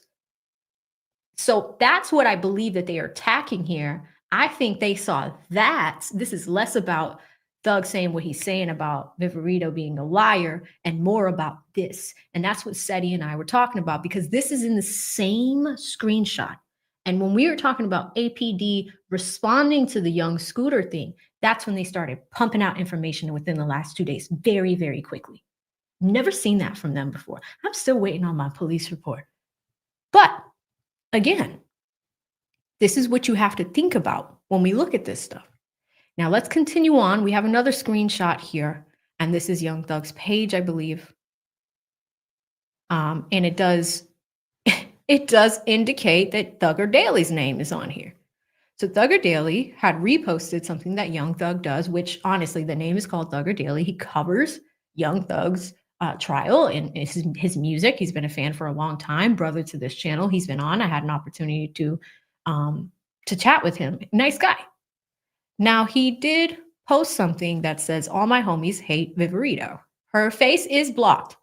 I want you guys to know that her face is blocked in these photos. But, you know, he said, all my homies hate Viverito. Now, that is still freedom of speech. You still can say what you need to say. You go from there. Now, I'm going to scroll down because there is another person, another screenshot. And it looks like this got to the shade room. Now we know what this is kind of more about. This got to the shade room. So the shade room posted Young Thug's response, biggest liar in the DA's office. And this person that put it on there, it looks like an Instagram story, says, dumbass used to live at altitude and got my Airbnb shut down. So this is a personal thing between this person up here, right? That's his opinion. All Thug did was say biggest liar in the DA's office. This guy takes it further with he's adding on some of his experiences with she used to live at altitude and got my Airbnb shut down. That's that person saying that. But this also got to the shade room. Let's keep scrolling down. Shout out to Mikey. Mikey appears to be the guy that gave a threat. And I mean, look at Mikey's profile picture. He says, if the hate is really real, then pull up to her mama crib. So this looks like it came from Zillow. The address has been blocked out, but it shows a sold home. Now, chat, it's a Zillow posting for a sold home. Putting on my real estate law hat. That is a little tricky because once you have an address, you can go to public record and identify somebody's name and go from there, right? So you can find somebody's name and go from there. On face value, you see Zillow and you see that it was sold. You're like, oh, well, the person doesn't live there anymore, AV. No. What it would do is if somebody really wanted to dig, they could go to, and this is a lot of work to do, but they could go to the public record search of the deed to see when the home was sold, who it was sold to and from, the parties involved, matters of public record. So this part, interesting, right? Doesn't mean that you could track down where they are today, but if somebody really wanted to go the extra mile, they could do that. So that's Exhibit A. Let's scroll down, and that's all involving Viverito. Let's scroll down to Exhibit B. Now, there's another person, and all of this is on Twitter, y'all. Daredevil Season says, I will personally make sure Fani Willis is assassinated. That's crazy. I mean, that is crazy. But Thug didn't say that. This person said that at 9:44 p.m. Now, here's why I tell you guys that they are honestly really clocking this Twitter feed. Because if you look at the timestamps on all of this, you can see when people are posting this. They conveniently left it out from Mikey there. 9/11 for this person. I think somebody was monitoring these Twitter feeds and taking screenshots of all of this and the result of it, right? Because you could see the screenshot at the top of the phone at 4 o'clock. And they needed to charge your phone, by the way, on 12%. But whoever this was watching and clocking throughout the day, okay? Whole thing with Miss Sylvia, timestamp on that one, conveniently left out, but we can see it right here that Sylvia originally put it up at 2:15. So that went up at 2:15, and then at 4 o'clock, we have some screenshots, and then we have some more at 4 p.m. And then this person was monitoring all the way up from 9/11, and I think the next one is at 9:40. Actually, this one does not have time on it. But yeah, so around 9 p.m. So the monitoring started at 2, and they were clocking for about 7 hours. Let's go to Exhibit B. Oh, that's where I got the timestamp, right here, 9:44. So this person was still monitoring, and then they see this part where they're talking about Fani Willis. Now, the very, very last part of this document that the state put together is this. Fani Willis went and got the exact quotes that Thug said to Judge Whitaker the day that he accepted his plea deal. And that's the very last page of this document. It reads, this is what Judge Whitaker said to Thug. But I understand, rap lyrics. I understand how it could be twisted. I understand what it could do to the mind of people. I understand all of that. And I promise you, I am 100% changing that. It's just I'm older. I'm grown now, and it's just like I am smarter. It's more things to rap about. Like I have experienced a lot of good things. I experience more bad things, but I experience a lot of good things too. And anyway, I could and can go forever. Well, I appreciate that. Hold on. Who said, see, here's the other problem. This is kind of crazy because I thought that was Judge Whitaker. I think this is what Thug said. Let me run that back. But I understand, rap lyrics. I understand how it could be twisted. I understand what it could do to the mind of people. I understand all of that. And I promise you, I am 100% changing that. I'm older. I'm grown now, and it's just like I'm smarter. It's more things to rap about. Like I have experienced a lot of good things. I've experienced more bad things, but I experienced a lot of good things too. And anyway, I can go on forever. So do you see how legal writing works, guys? First 4 pages. Here's what I want you to do, Judge. I'm going to put these strong statements in here, Judge. I'm going to show there's a pattern of intimidation. This is what he's doing, Judge. Then I'm going to show you the actual posts. And then I'm going to end it with what he said to you. What he said when he was here. You see how legal writing works? And it was unclear because this transcript shows, it doesn't tell you who the speaker is. That's why I was confused because usually it'll have the name. Like, who is the person talking? In the words of Miss Love, the talker right there was Thug. And so she's doing this almost as a threat to the judge, like, boom, here's a reminder of what he said to you, judge. Crazy.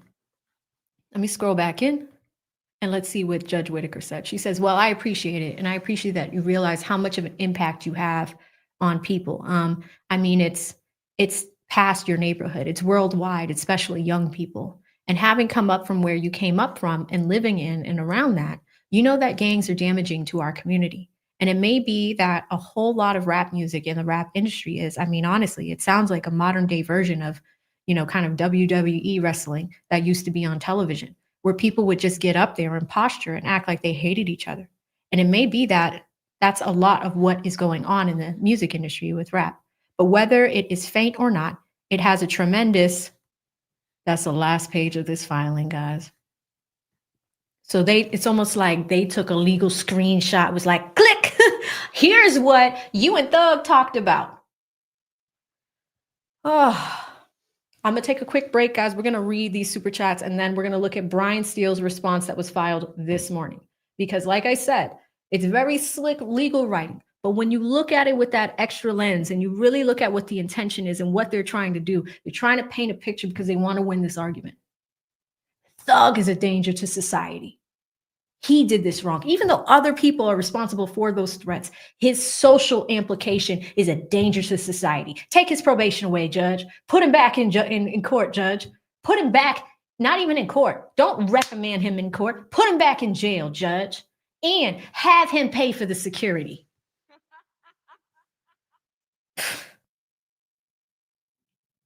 Law and order sometimes goes really far beyond what it needs to be. I also pulled this for you guys, because y'all know I like to teach intimidation. And this is going to be from a high level source. This is on the federal level. Here is how we as a society look at intimidation from a federal level. This is coming from 18 USC section 1514, right? Here's what it means. Intimidation is used as a term. Course of conduct means a series of acts over a period of time. However, in short, indicating continuity of purpose. I cannot talk today. The term harassment means a serious act or course of conduct directed at a specific person that causes substantial emotional distress in such person and serves no legitimate purpose. And the term intimidate a family member has a meaning given in the term of section 115 and indicates grandchildren and other family members. The term intimidation means a serious act or course of conduct directed at a specific person that causes fear or apprehension in such person, serves no legitimate purpose. Let's go to a serious act down here. It means a single act of threatening, retaliatory, harassing, or violent conduct that is reasonably likely to influence the willingness of the victim or the witness to testify or participate in a federal criminal case or investigation. That gives you some things.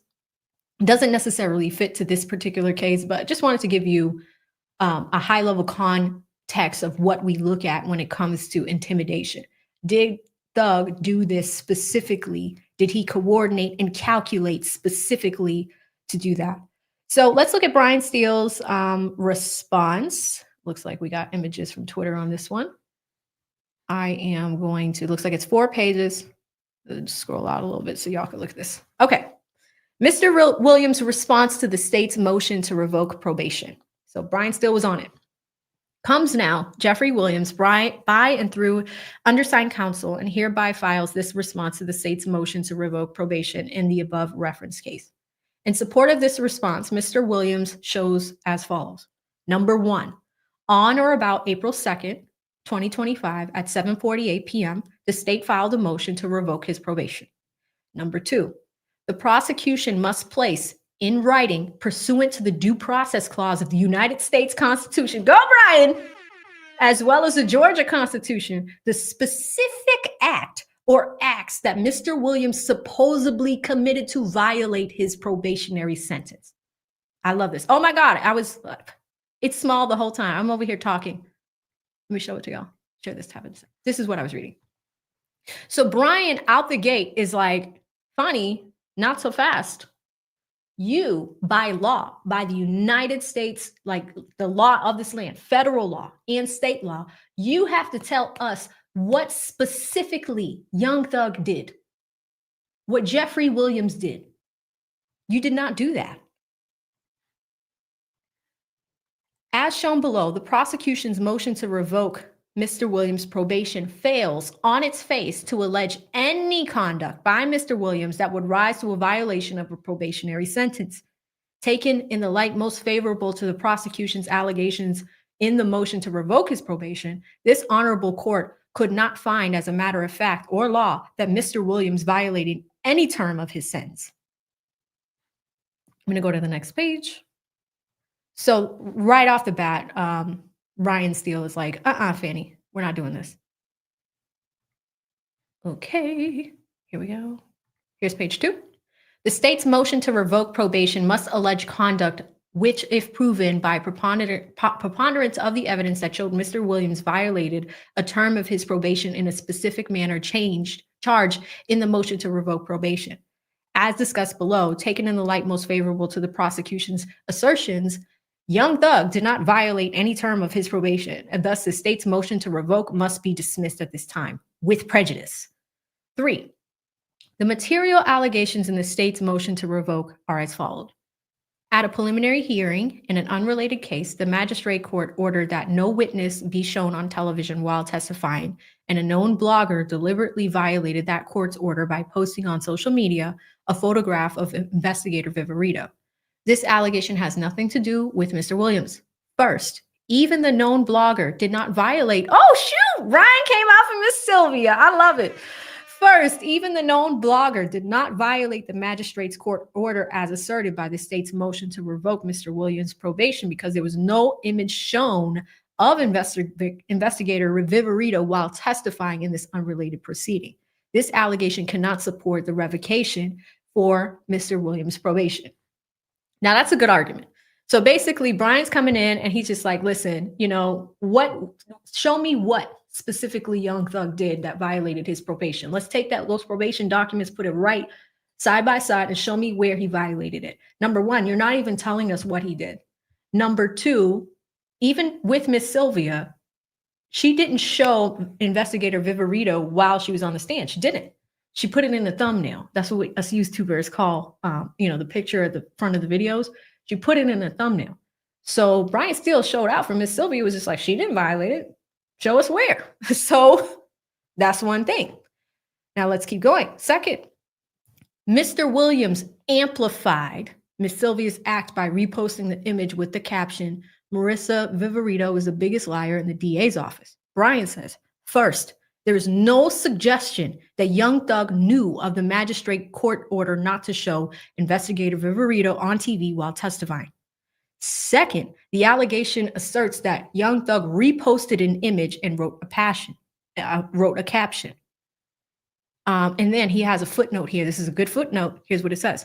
A person cannot violate an order unless they have knowledge of the order themselves. Shout out. Could y'all just type Brian Steele in the chat? Just type Steele. Just type Steele in the chat. I mean, he's right. How do you violate a court order that you don't even know exists? Shout out to Steele. Thug is in good hands. He is in good hands. All right, let's go to page 3. And that is here. Let's open image a new tab. Okay. So continuing on from 2. This allegation does not violate the magistrate's court order or Young Thug's condition of his probation. Let me go to his footnote down here. Additionally, if a hearing is needed, there will be no competent evidence that Young Thug was a person to repost any image or write any caption as alleged in the state's motion to revoke. Oh, Brian's calling them out. Third, there is no violation of Young Thug's probation by reposting an image on social media and opining that investigator Viverito is untruthful. So shout out, I forgot who said it. One of y'all said it. There was a young lady that said it at the start of the stream. She was just like, but he's not wrong. No, I mean, he's not lying. And it's an opinion. You have a right to an opinion.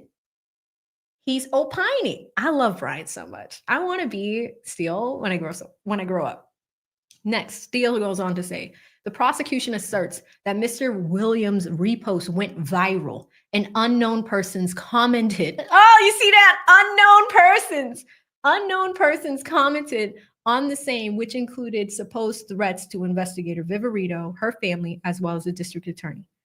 Young Thug, undersigned counsel, and all moral persons do not condone threatening another without justification. However, these comments on social media by unknown persons cannot be attributed to Young Thug in order to support a violation of his probationary sentence. The state's motion to revoke his probation then lists direct threats in attached exhibits. Again, this allegation did not allege any act attributed to Mr. Williams to support a violation of his probationary sentence. That's what I was saying, guys. She's showing you exhibits. She's taking his words. You're putting that at the end of the document. This is what he said to you, Judge.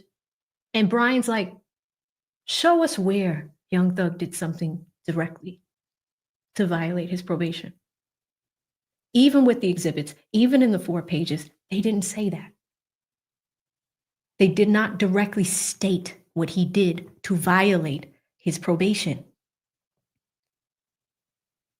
Next, the prosecution suspiciously alleges that Mr. Williams is conducted a calculated campaign. I told y'all, I picked up on that too.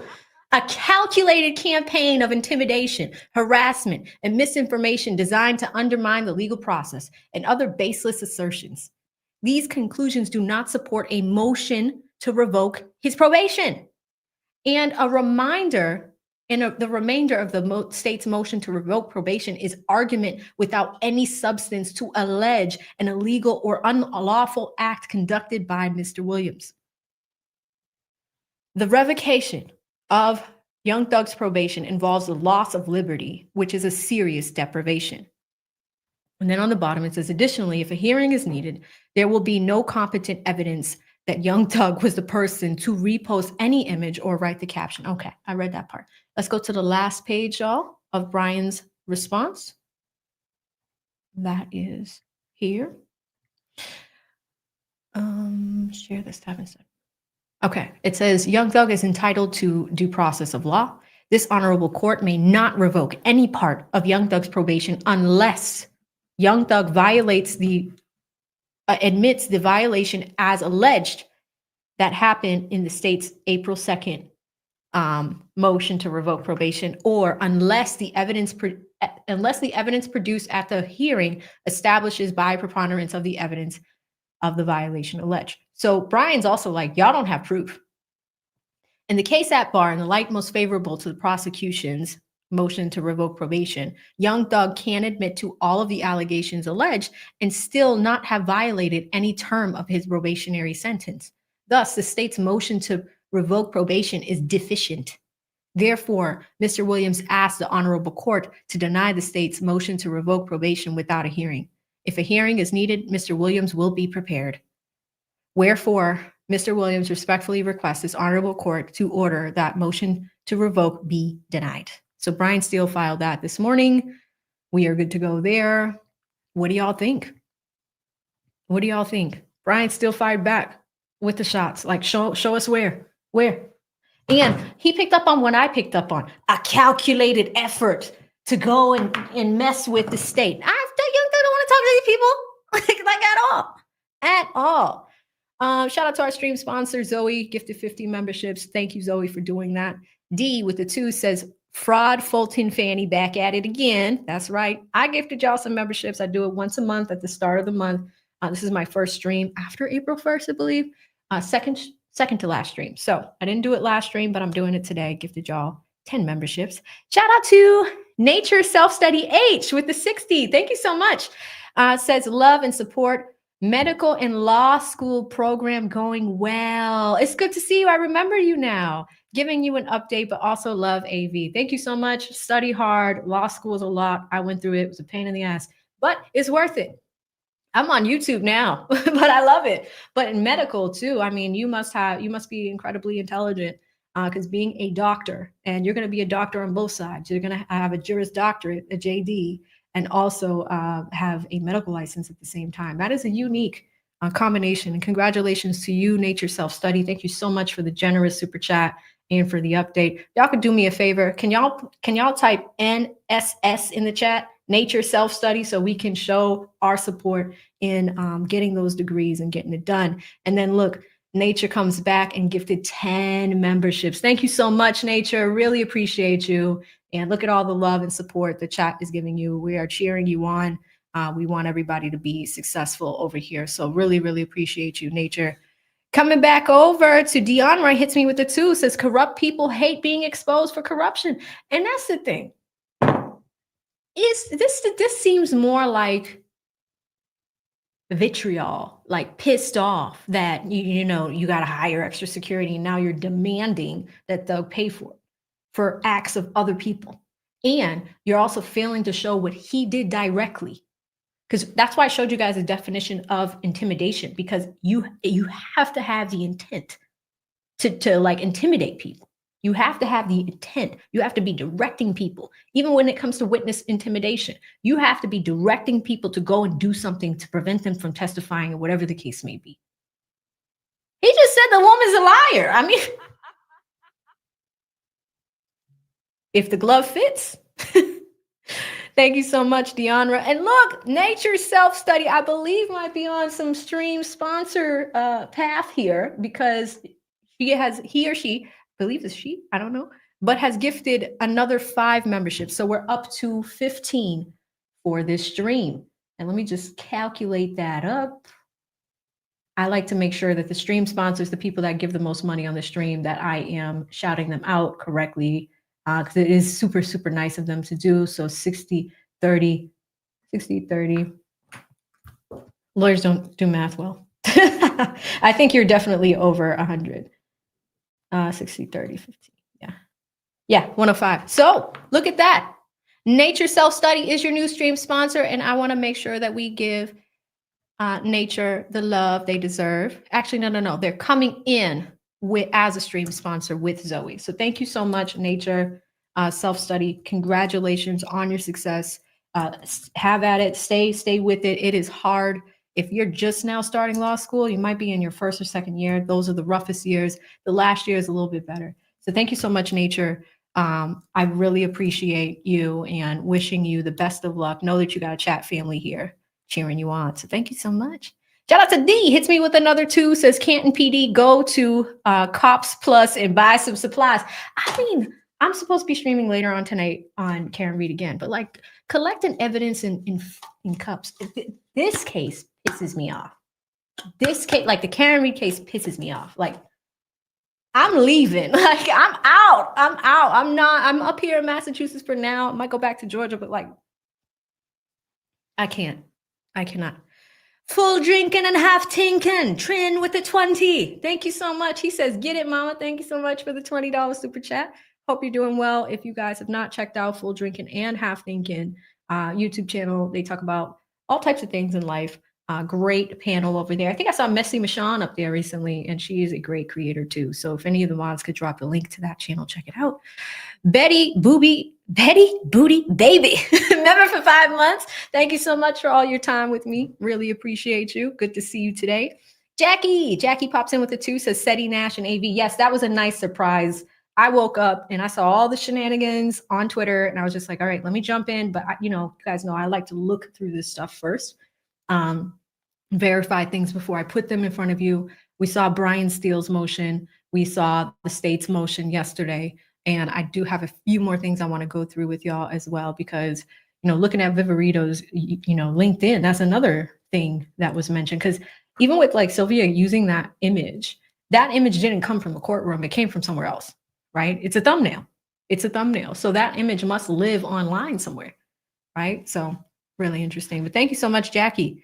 The Golden Lounge, good to see you. Been a member with me for 7 months. Says, hello, AV. We express our gratitude for all your efforts. We sincerely hope that Young Thug remains free. My birthday twin, October 5th. You already know. That was fun. I think I went live on my birthday too, or we were covering the case on one of those days. It was a really good time. Shout out to Santa. Mr. Chris Kringle has been with me for 3 months as AV. Great work. Thank you so much, Santa. It's good to see you. We got a while before it's your time of year again, but thank you so much for popping in. Kelly Applegate became a member. Thank you, Kelly Kell. Keita, I caught this one. This motion is a stretch. It's just the way it was reading. Like just reading it and hearing the attitude, the attacks, like all of them, like just crazy work. Thank you so much, Keita G. Abby became a member. Welcome, Abby. You're going to love it here. We're a fun bunch. Welcome. Eddie with the 5 says Kyrie Irving lost all his Nike endorsements and almost got kicked out of the NBA for a repost. Oh, that's right, Eddie. He says, stay woke, girl. He knew better. Gang members ain't done. Well, I polled you guys. I said, was it a good idea? There was some ones saying, was it a good idea? Yes. And then 2, was it a bad idea? Yeah, hold up. We got to do another poll before the stream ends. I want you guys to know, did he know better? I think he does, but did he have to do it? Now, Brian's popping in like, prove it, like that's a legality. But was it a good idea for Thugger to post his opinion? Given what we're saying right here with Eddie about Iverito.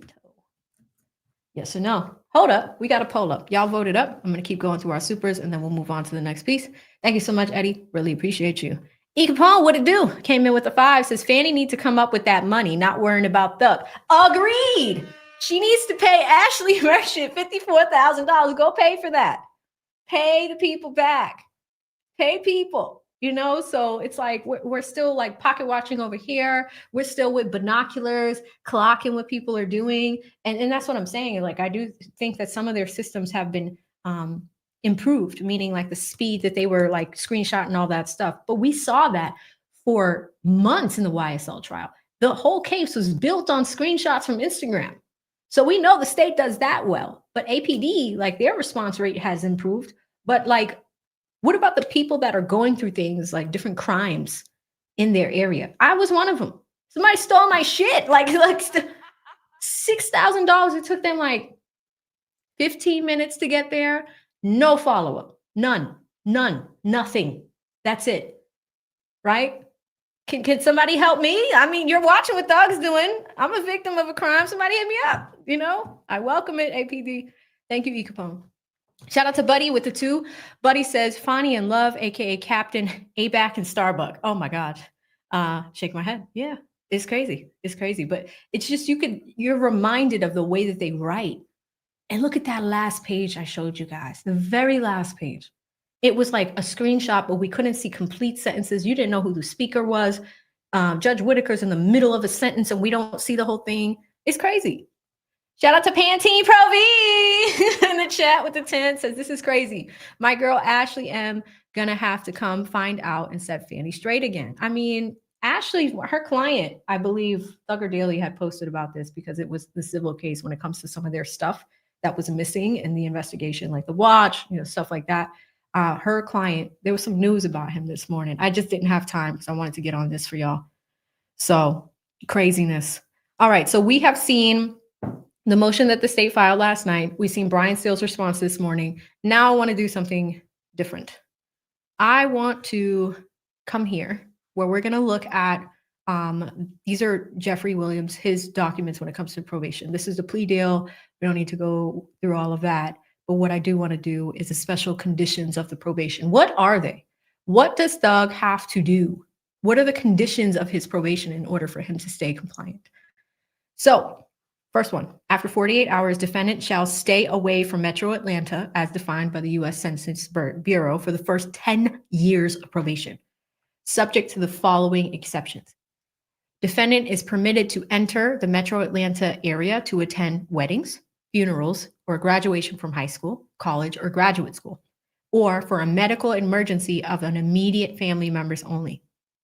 Immediate family members for the purpose of this plea are defined as grandparents, biological parents, biological siblings, children, aunts, uncles, and first cousins. They use the word biological, but people have to be related to him. Defendant may enter Metro Atlanta up to 24 hours prior to any event listed above and must leave within 48 hours after such event. So he has to notify people when he's coming in the city of Atlanta. And look at me. I never show y'all what I'm looking at. Why don't I do this? Here it is. This is what I'm reading. So these are the conditions of his plea deal. So I'm showing y'all that right now. That was the first one. So he has to stay away from Atlanta during the first 10 years of his probation. The exception is family outings, things of the like, or family, graduations, weddings, funerals, if he needs to go to the hospital. But all of the people that are related to him for a hospital visit, they have to be biological. He can enter up to 24 hours to any event, and he has to leave within 48 hours after the event. So basically, you have 2 days to stay. Next, during each year of his probation, defendant shall enter the metro Atlanta area and shall make a live anti-gang and anti-gun violence presentation 4 times per year at a grade school, middle school, boys and girls club, or similar group. The presentation may include a benefit concert. These presentations may count towards his required community service. So it's interesting that they're like, oh, it needs to be a live presentation at schools, boys and girls clubs, and it could be a concert, but that will count towards his community service. Next, during each year of his probation, defendant shall perform 100 hours of community service. Next, defendant shall not knowingly have contact of any kind or character with any member or associate of a criminal street gang who are not a member of defendant's immediate family, including but not limited to each of the named individuals in the charge indictment, with the exception of defendant's biological brother, Quintavious Greer, and Sergio Kitchens, for as long as defendant and Mr. Kitchens, this is Gunna, are contractually obligated, except as necessary for the lawful business of his musical career. So they give you a few things, like you could talk to his brother and you can talk to Gunna. In the event of any provision of this special condition is determined to be void or enforceable, such determination shall not affect the sentence or the remainder of the special conditions, which shall continue to be enforced to the fullest extent by the law. Next, defendant shall in no way promote any criminal street gang, including on any social media platform. I think this is where they were trying to head. He shall no way promote any criminal street gang, including on any social media platform. So it's in the contract. They were really trying to come after what he's doing on social media and try to police that and enforce it. Next, defendant shall not utilize any hand sign. And I heard that she got this banned from the NFL. So no more slime hand signals. I heard that got banned.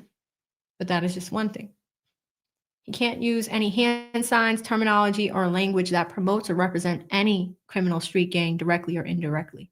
Next, he cannot participate in any criminal gang activity. Next, he shall not knowingly engage in any form or contact with the victims in the Fulton County indictment, so that's the case he was in, or any member of their family or household, except through legal counsel. Next, defendant shall have neither in his possession or within arm's reach of his person a firearm of any sort during the time that the defendant remains under his sentence. And it shall be solely the defendant's responsibility to ensure that no person in his presence is knowingly in possession of a firearm of any sort, with the sole exception of being a licensed law enforcement officer and a licensed security personnel. So he can have bodyguards that are armed, that comprise the defendant's personal security detail, and that comprise of the personal security detail of musical artists in which who he's performing with. The defendant shall violate no laws of any governmental unit of the state of Georgia or any state or territory or in the United States. The defendant may transfer probation out of state, and the defendant may retain his passport and may travel freely out of state and outside of the U.S. for the defendant's lawful business of his musical career. And they did, Judge Whitaker recently, I think it was a month or two ago, she did grant him permission to go to the airport and fly out of Atlanta, Hartsfield-Jackson. Next, defendant shall submit to random drug screens and shall abstain from the use of any drug not prescribed by a doctor. He shall execute the Fourth Amendment waiver to permit the search of his person, residence, vehicles, and electronics for firearms, criminal, street game, paraphernalia, or drugs. So he's basically saying they could search me at any time and that he has a first offender or conditional discharge. That's it. So if those are the original terms, do you see why Brian Steele's like, show us where? These are the terms. Where? Where was this violated, Fani? Where? Because he called Verito a liar? That's his opinion. So the law has a weird way of working things out. And I think what we can do, guys, is I do want to come back to Thug accepting that plea agreement right here. You know, this is that day. Can you believe it happened 5 months ago? 5 months ago, we are seeing that. But real quick, let me just make sure I'm not missing any supers. Shout out to Penny G with the 5. Thank you so much, Penny.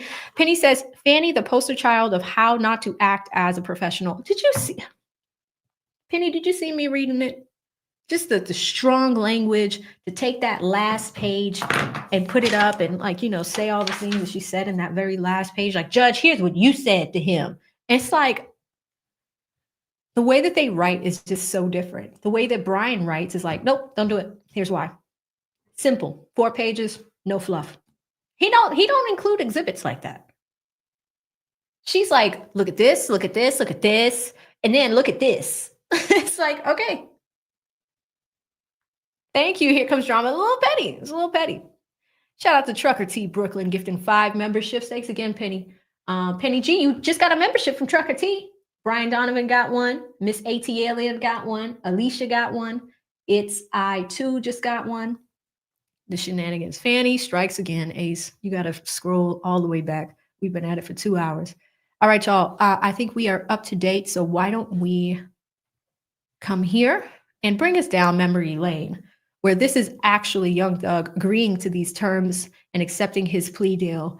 Let's check that out. It's about 12 minutes, and then we will call it a day, at least on this case. Let's check it out. Can you swear in, Mr. Williams?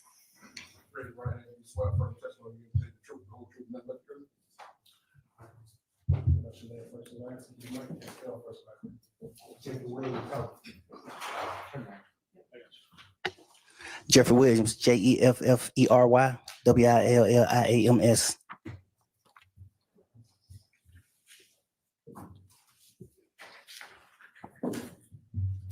Good afternoon, Mr. Williams. Good afternoon.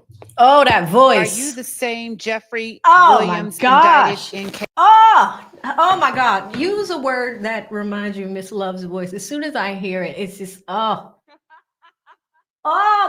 voice. Oh, I don't miss it. Case number, Your Honor, Yes, ma'am. actually, have we all signed the indictment, or are we going to do that afterwards? Because I don't have a copy of it. I don't know the answer to that. I don't believe that we We have have. not signed the indictment. Okay, probably be a good idea to do that. Does anyone have a copy? You don't? Okay. Where's the one we were using yesterday? We'll do that in just a minute. You can go ahead with the colloquy. And Your Honor, we don't have the waiver form as well. I believe that the court had one. Better right here. I've got blanks. Y'all filled one out, right? We have. Okay. Thank you.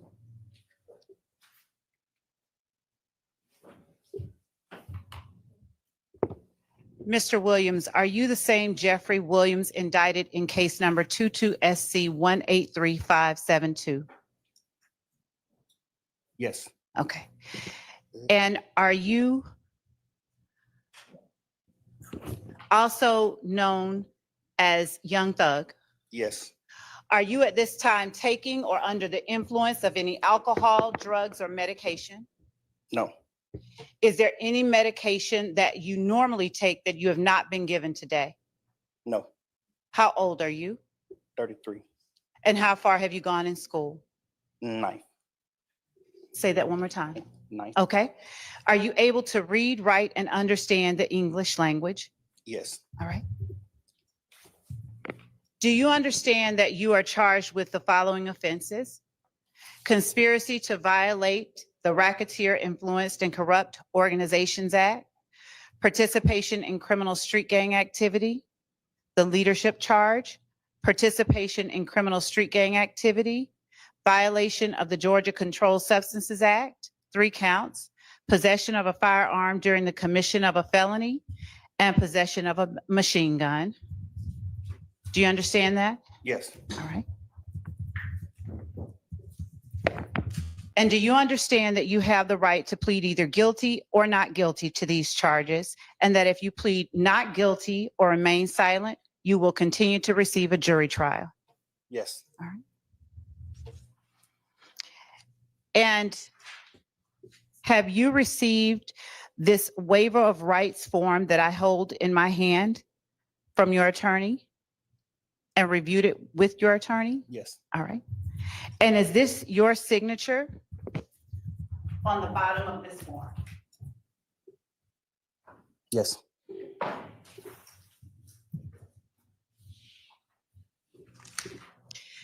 Have you had enough time to speak with your attorneys, Mr. Steele and Mr. Adams, about all of the facts and circumstances known to you regarding the charges in indictment 22 SC 183-572, including any potential defenses? Yes. Do you need additional time to discuss this case with your attorneys? No. Are you satisfied with their services? Yes. Mr. Steele and Mr. Adams, do you on behalf of Mr. Williams waive a formal reading of this indictment? Yes, Your Honor. You do. And do you, Mr. Williams, waive any and all defects in this indictment, including any with respect to your name? Yes. Have you been arrested on these charges? Yes. The state is unaware of any outstanding warrants related to these charges. Do you or your attorneys know of any outstanding warrants related to these charges? Any what? Outstanding warrants related to any of the charges in the indictment? No. No. I don't believe so either, Your Honor. Okay. And I'm unaware of any as well, Your Honor. I am as well. Thank you. Have your attorneys advised you of the minimum and maximum sentence for each of the crimes that you are charged with? Yes. And each of the charges that you are pleading guilty to? Yes.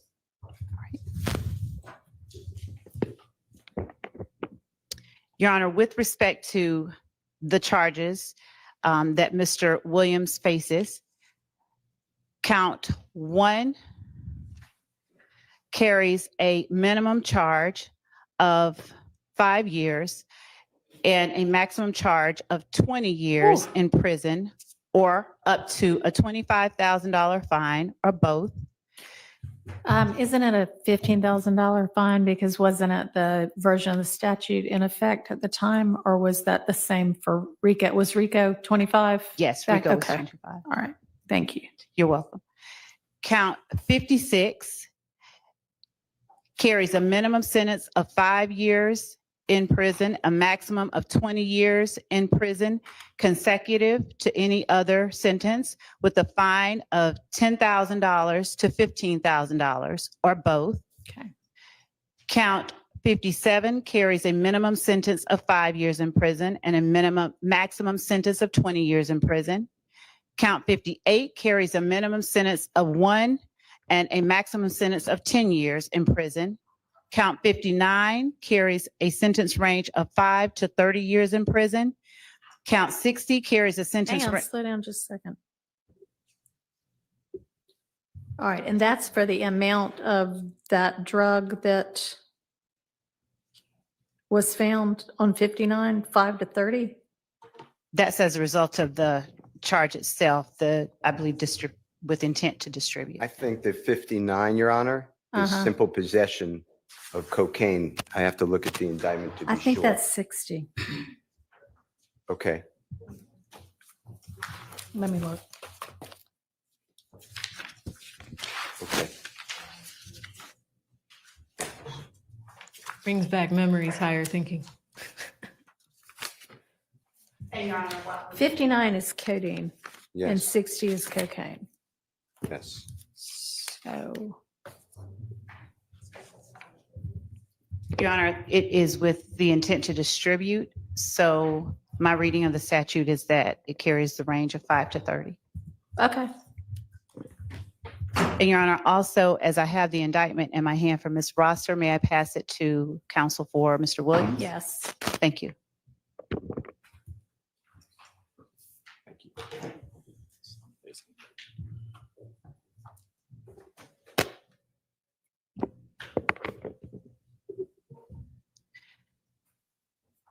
Your Honor, with the court's permission, I'll permit time for ahead. them to. Okay. Count 60 carries a range of 1 to 5 years in prison. Count 61 carries a mandatory 5 years consecutive to the underlying felony. Count 62 carries a sentence of 10 years consecutive for a total maximum exposure of 120 years in prison. All right. Were you aware of that, Mr. Williams? Yes. Do you understand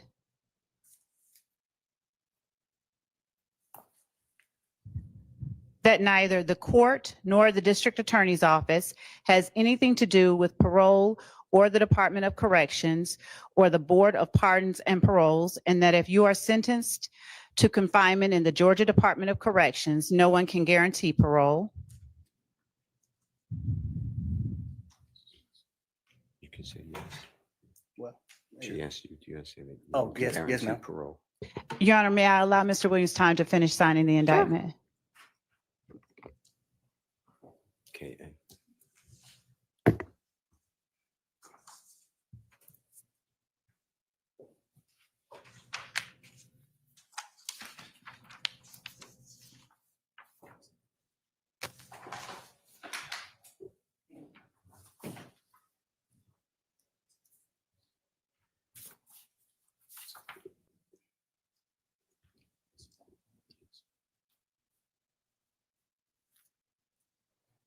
V, I totally agree. Pay for the security guards. Your Honor, with permission, may I approach with a member of Mr. Williams' team? You may. Thank you. All right, see, this is bringing back way back to memories. Wasting time, scrambling and scraping. Y'all remember all of that? All right.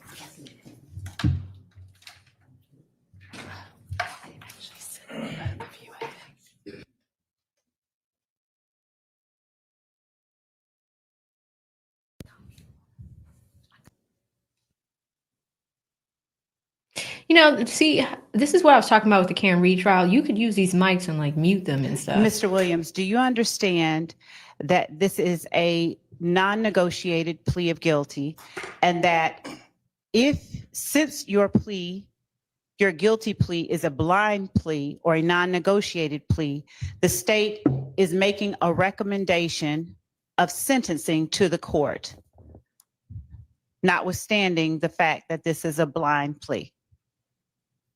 You understand that, Mr. Williams? Okay. And Mr. Williams, were you aware of the state's previous offer that was turned down prior to your making this non-negotiated plea? Yes. All right. And Your Honor, at this time, the state is making a recommendation of 45 years with 25 to serve in custody, followed by 20 on probation. Okay, that concludes it. But that's it. You know, I just don't think that Young Thug would risk making mistakes like this. But at the same time, you know, let's come to y'all in the poll to see what you're thinking. Let me refresh it to see where you are with the poll. I put a poll up to see if y'all thought that it was a good idea for him to weigh in on this, give his opinion on Viverito in the first place. 70% of you guys said no. And 30% of you guys said yes, like Viverito, like something's going on here. Something is happening, like her involvement with some of these other crimes. She was the one investigating them. The whole young Scooter thing, should he be opining on this? But as far as this one, you see that Fani Willis is not backing down, and she is trying to get, to V's point down here, trying to get money. Come pay for the security, will ya? You know, like now I got to have extra security. It is crazy. But we have seen the entire trial. We have seen everything that's gone on. We are starting to see more of the shenanigans happen in Fulton County. But one thing I want y'all to remember, because last night this dropped, And, you know, always remember that just because somebody says that they want something to happen, so the prosecution, the state can say, I want to put a muzzle on him. I want to suppress what he can't say. I want to add conditions to what his, what his sentence is, what his plea deal is. And that's why it was important for me to walk you guys through everything. Let's look at what they said. Let's look at Brian's response. And let's look at the actual document on what he agreed to. Let's listen to what he just agreed to. Does it say anything about him not being able to give his opinion on things? It doesn't. So he actually might be okay. And Brian Steele said, hey, if you can warrant having a hearing, Judge, we'll show up. But Judge Whitaker has not ruled on this yet. This is fresh off of being filed last night and Brian's response being filed this morning. I will keep you guys notified on what's happening with that. I'm also keeping my eye on the Karen Reed case as well. So that's where my focus has been. I'm up here in Boston these days, so I'm like all on that one. We have an interview tonight at about 6. So I'm going to run out of here and get something to eat and then make it back on time for that. If you guys are looking for a trial, like we've been covering the Karen Reed case, I've been chopping all of those witness testimonies up. We have a nice playlist on that one. I've been interviewing people, other attorneys that have been covering the case, because here's the thing. Us in the YSL camp, we were focused on YSL last year, but this Karen Reed case was happening at the same time. Can't do 2 trials at once. So I'm happy that I get an opportunity to check out this one. And then I'll stay close to young Scooter, what's happening with him. I'm hearing there are RICO charges against the little baby, and there's so much happening in the legal world. But anywho, this was so much fun, y'all. Stay safe out there. Thank you to our stream sponsors. Before we go anywhere, I really do want to shout out Zoe one more time for gifting 50 memberships to the stream. Brought the family together. Everybody bring it in. Group hug. It's been a while, chat. It's been a while, but we dissected these documents together. It was really fun to do that. Zoe, thank you for sponsoring the stream. And then, of course, we have someone that is accomplishing some really good things out there that also sponsored the stream. So I want to shout out Nature Self-Study, who not only, gave us an update on what she's been doing, he or she, let me know if it's a he or she, and also gifting a few memberships as well to contribute to the growth of the community. Ace is like, AV, you've been working out now. I need to get back in the CrossFit gym. But I have just been really busy on researching the Karen Reed case and getting ready for it. They are on jury selection right now. As soon as that trial starts, we will be here. We're going to be watching it. That case is important for everybody to look at. This is a woman that is being framed for murder of a police officer, right? And it's hard because this police officer was found on the lawn of another police officer. And then people were covering things up. I am not a lawyer, but was here on my last stream, and that's what we talked about. If y'all want a quick synopsis on what this case is and the twists and turns and all the shenanigans, go watch that stream. I'm telling you, this case is worth it. It's a little slow because people are like, oh, like it seems like it's tough to get into, and it's a white woman that is being framed, but it's important because these are the people that are supposed to be protecting and serving all of us. These are police officers doing this, setting people up. I'm moving. Okay, I'm moving. I keep saying that. I'm out. I'm good. But anywho, check it out. I think that the conversation that me and Mel had are going to give you a very, very nice synopsis on what you need to know about the case. It's only about an hour long. And then y'all will be ready. I went to the crime scene. I went to the courthouse. Like, you got me live in action if you have not seen that yet. All right. I know some of y'all are just popping in, but I'm going to get some lunch and be back here for the next stream later tonight at 6 p.m. Eastern. So I'll see y'all in about 3 hours. Anywho, stay safe out there. See you in the next one. Bye.